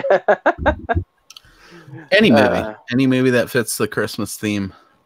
Well, I mean, we've covered a lot of my favorites on here, but I would actually say go for the remake. If you like this and you are more into modern horror, and you say to yourself, "This was good, but I like the modern horror a little bit better," go for the remake.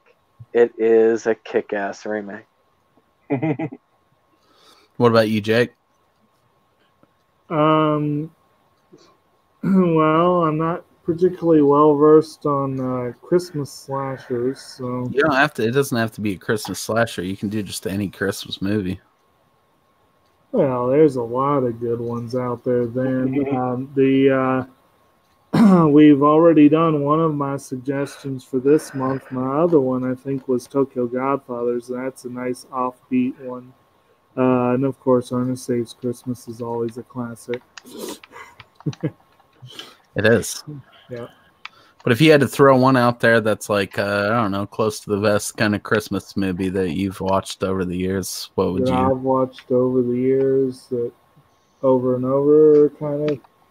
Because I have been lazy as hell with that this year. What about the Love Hina one? You usually like to watch that. I like the Love Hina special, but I'm thinking more movies. If not the Ernest movie, then, there's some of the usual suspects. Like, I do like White Christmas. That's a fun movie. It's got some great music.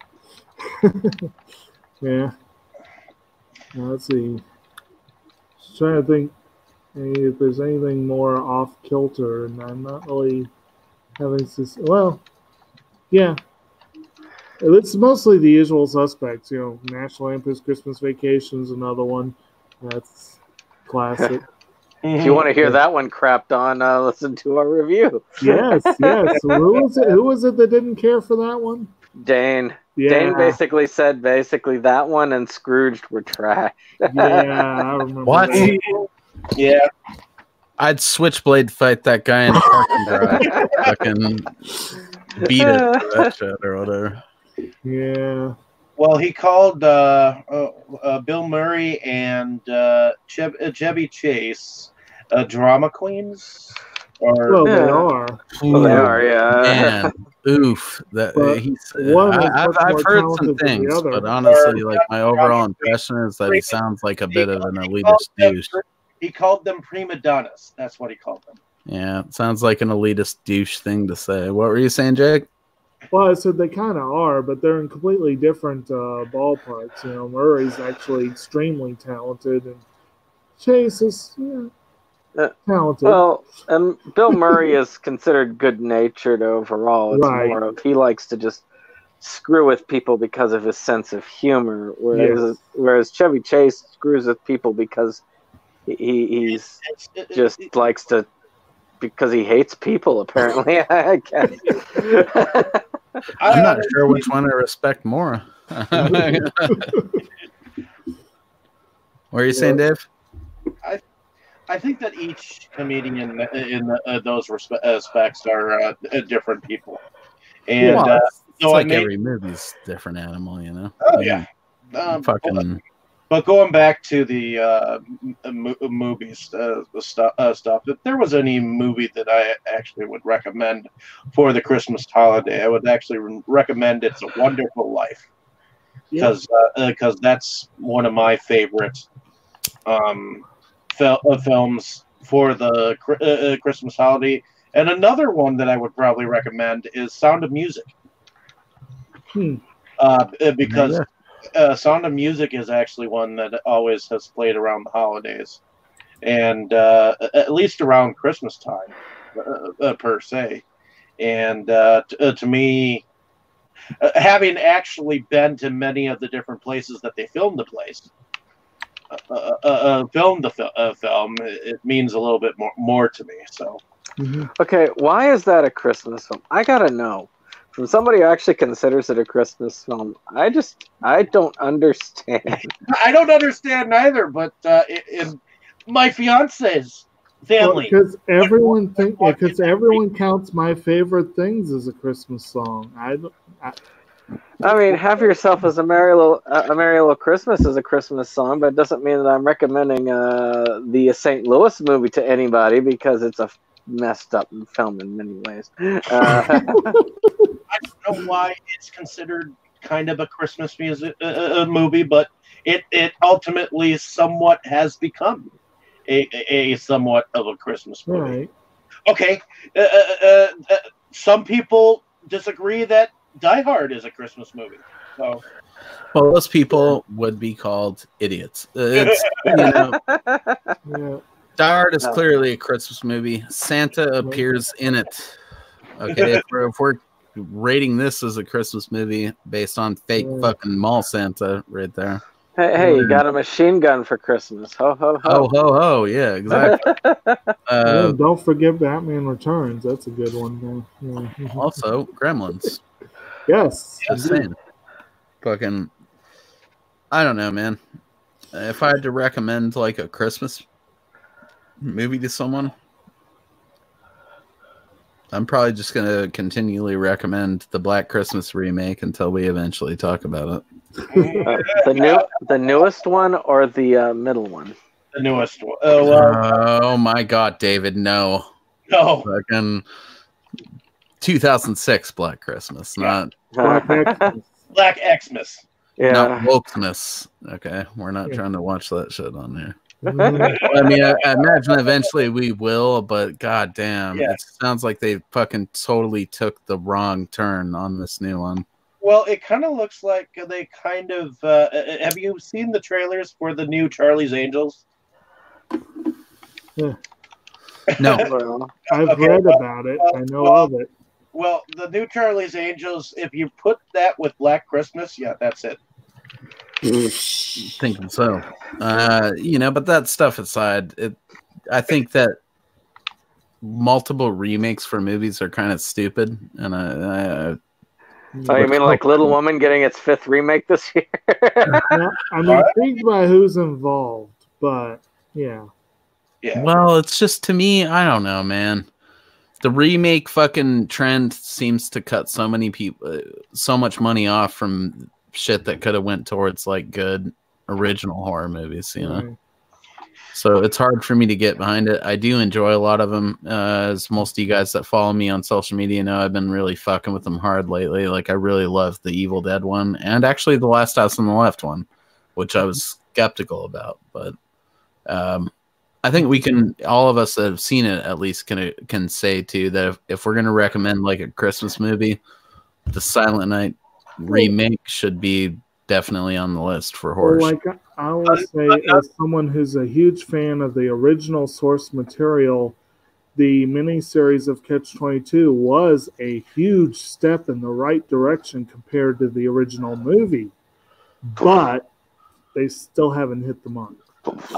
Another Christmas movie that I think Brandon and I can completely back behind as a Christmas movie is called The Nutcracker Fantasy. Oh, that's creepy. I need to see that. It may be creepy, but it has become kind of a cult classic. Yeah, it is. And it is Christmassy. True. So I think that's all I got, boys. Like, I did this the best that I could. Hopefully I wasn't too horrible at this. I'm going to hand this back off to Dave. And alrighty, ladies and gentlemen, I think that's all the time we have for tonight, folks. So why don't we start with you, Mo, and tell us what you do and where you're from. mostly do nothing of consequence. Did recently do some Thundercats reviews that are going to continue long into the future because I got like the next 3 lined up already edited. Just I'm trying to not overwhelm people. So if you want to go through Thundercats, like the classic series with me, subscribing to Drunken Master Studios is definitely a thing. And I also have 10 G.I. Joe classic reviews up on our comic club channel, boys. So heck yeah. if you've ever been curious about G.I. Joe or G.I. Joe comics, that's definitely a thing that's going to go on.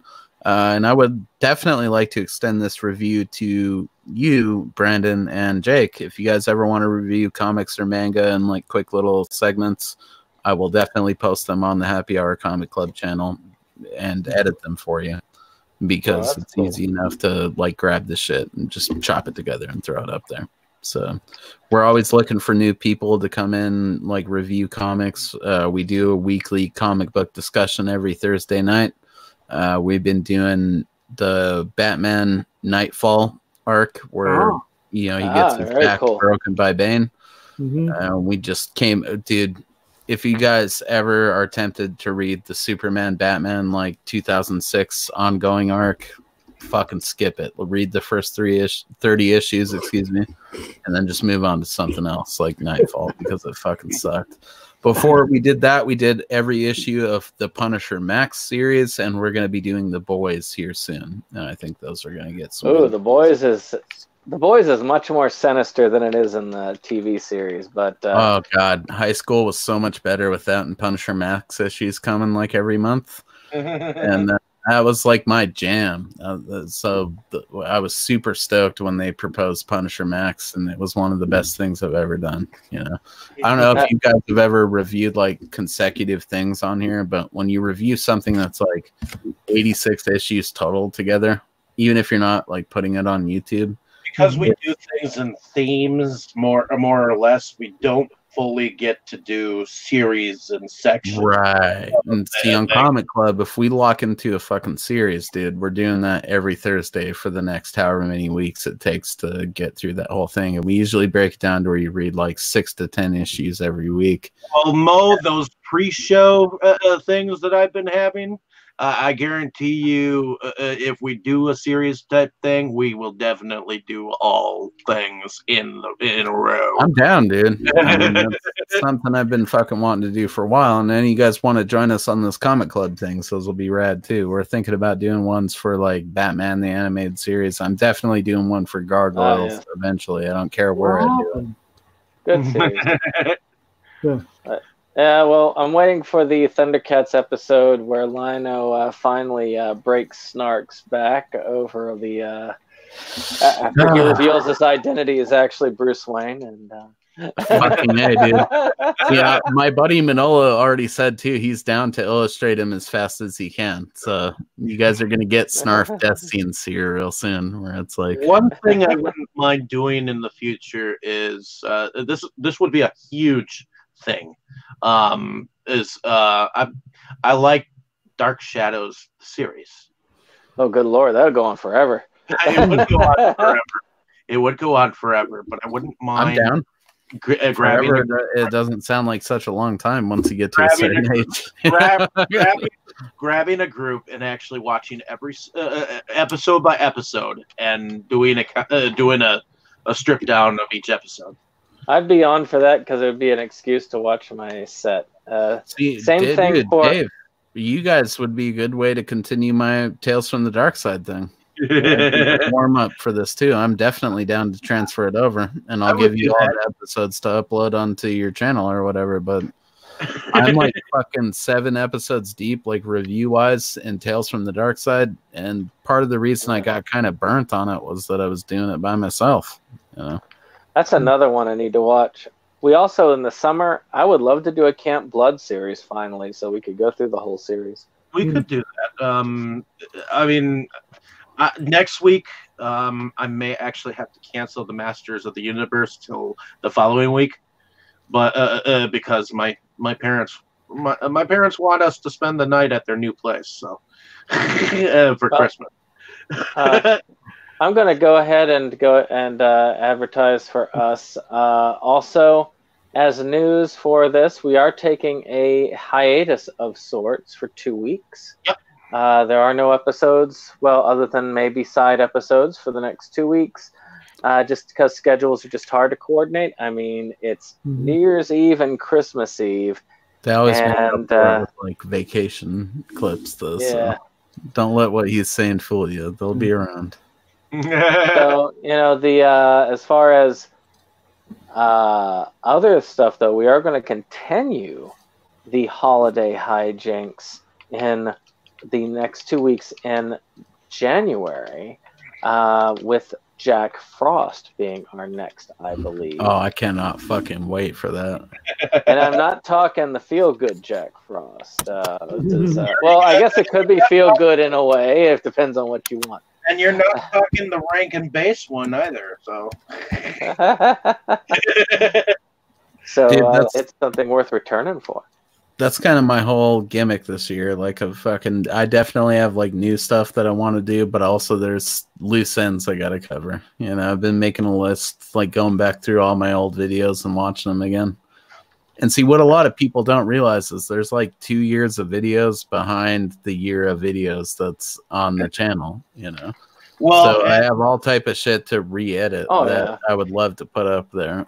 You know, my review on the Blob is kind of laughable in hindsight, but it gives me the chance to put up like a classic review and then do a current review. Yeah. Also on our channel, Septum Sin versus the World, we have a couple of things. I did a review of Matrosia's Christmas special. He did.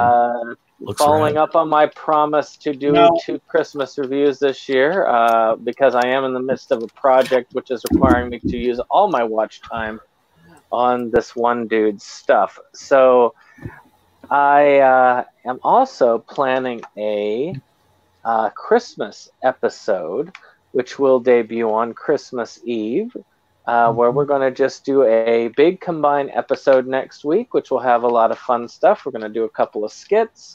We're going to do some gift exchange. We're going to just have a jolly old time as per speak. And, of course, our normal pickups and upcoming movies, all that stuff. So you can join the fun with Septum Sin versus the World. Although limited fun on the upcoming, because most it's going to be very short.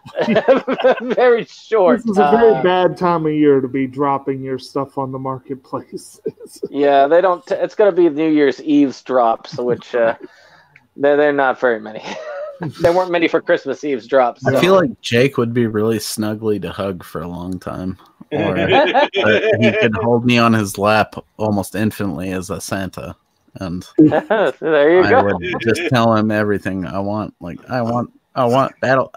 I really, really, really want fucking the complete series of Gundam 0079, and then at least the first part of the second series. Let me guess. You want a football? Santa needs to get Gundam for himself first. I know you guys like to make the no Gundam this week joke, but there will always be Gundam this week if I'm involved. Oh, jeez. Okay. I love you boys. Seriously. We appreciate it. We always appreciate I love you anyone too, Dave. liking our channel. Thanks a lot for letting me host this. I'm sure I fucking suck dick, but you know what? I think we had a lot of fun tonight, and hopefully the people did as well. You actually did better than Dustin did, so on this first round. Yeah. Let's move on to Jake, since we've got that. All right, well, I'm Jake.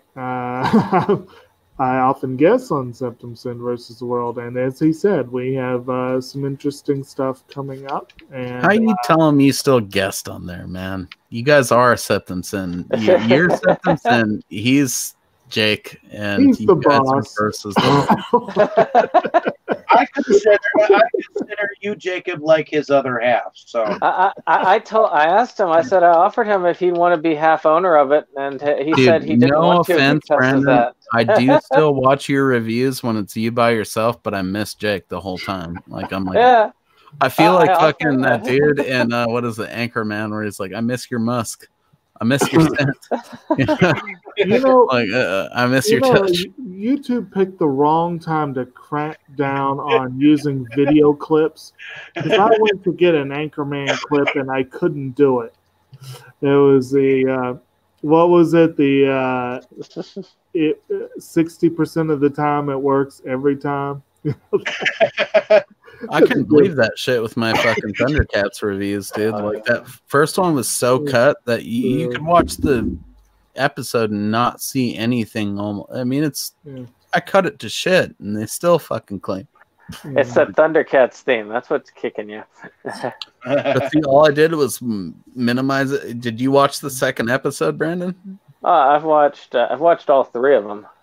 Yeah, I just minimized it to that fucking corner, and then boom, it worked.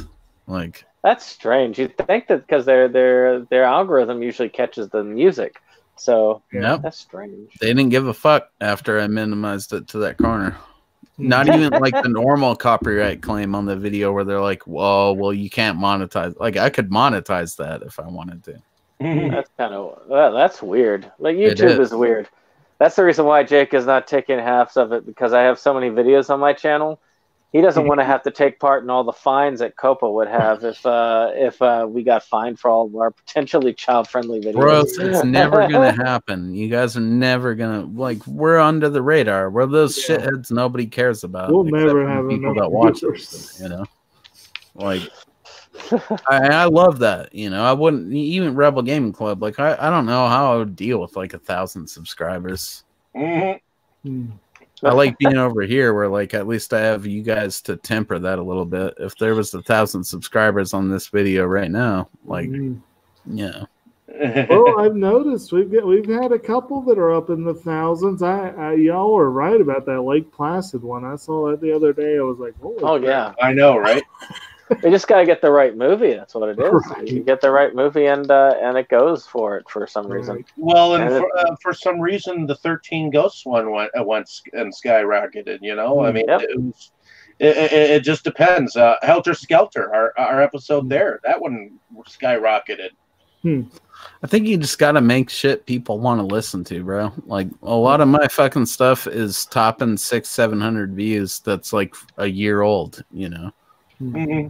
So I think it's that you got to get those people that want to just, they're tired of the fucking trendy horror channels, because there is a lot of those, you know, or like trendy movie channels that just make people not feel connected to the folks that are doing it. And I know I don't really have nothing fancy smancy with my shit either. I don't have the ability to do all that film clippings and all that jazz. All right, I don't even know how. So it's about the people, man. Nobody watches this because of the special effects. They watch it because rock. When I went on and did something about a film called Wolves and Heat, that one skyrocketed. Then when I did a review on something called Kiss My Ashes, that one skyrocketed. I mean, shoot, the most popular reviews on my channel, actually the most popular videos on my channel, other than the cruise videos, are the Camp Blood reviews. It's like stuff that... Dude, my most popular video on my channel is a Cannibal Holocaust review. And all right. It is not my proudest moment. Like, I'm definitely, like, drunk on tall cans of Foster or some shit like that. And I'm like... Well, trust me. I do like the fucking opening line of it, because I'm like, y'all know what the motherfucking problem is in horror fandom today, and it's that not enough y'all are watching cannibal movies, you know. Once you get the energy to get back out there and do your own shit, because you'll probably do just fine. It's just every so often, like me. I do just fine. It's just, you know, that's weird that one is one that's the highest viewed video on my whole channel, you know. And it's like me cracking a beer and being like, fuck it. You know, you guys don't like it. I'm reviewing this movie as its name. Tough shit, you know. Like it's like the rudest review that I have on the whole fucking channel. And it's my highest performing video, you know. Still. Maybe that's the angle right there. Just start insulting everybody. It's got a shit on everything. Well, actually, it works for things like the Angry Video Game Nerd and stuff like that.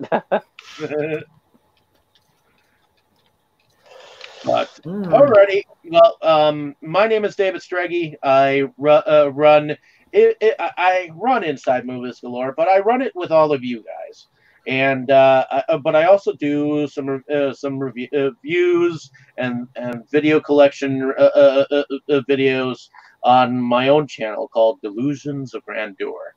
And I want you to go and check that out, folks, ladies and gentlemen. So, so when you get a chance, I think the last things that I have up there are my American Horror Project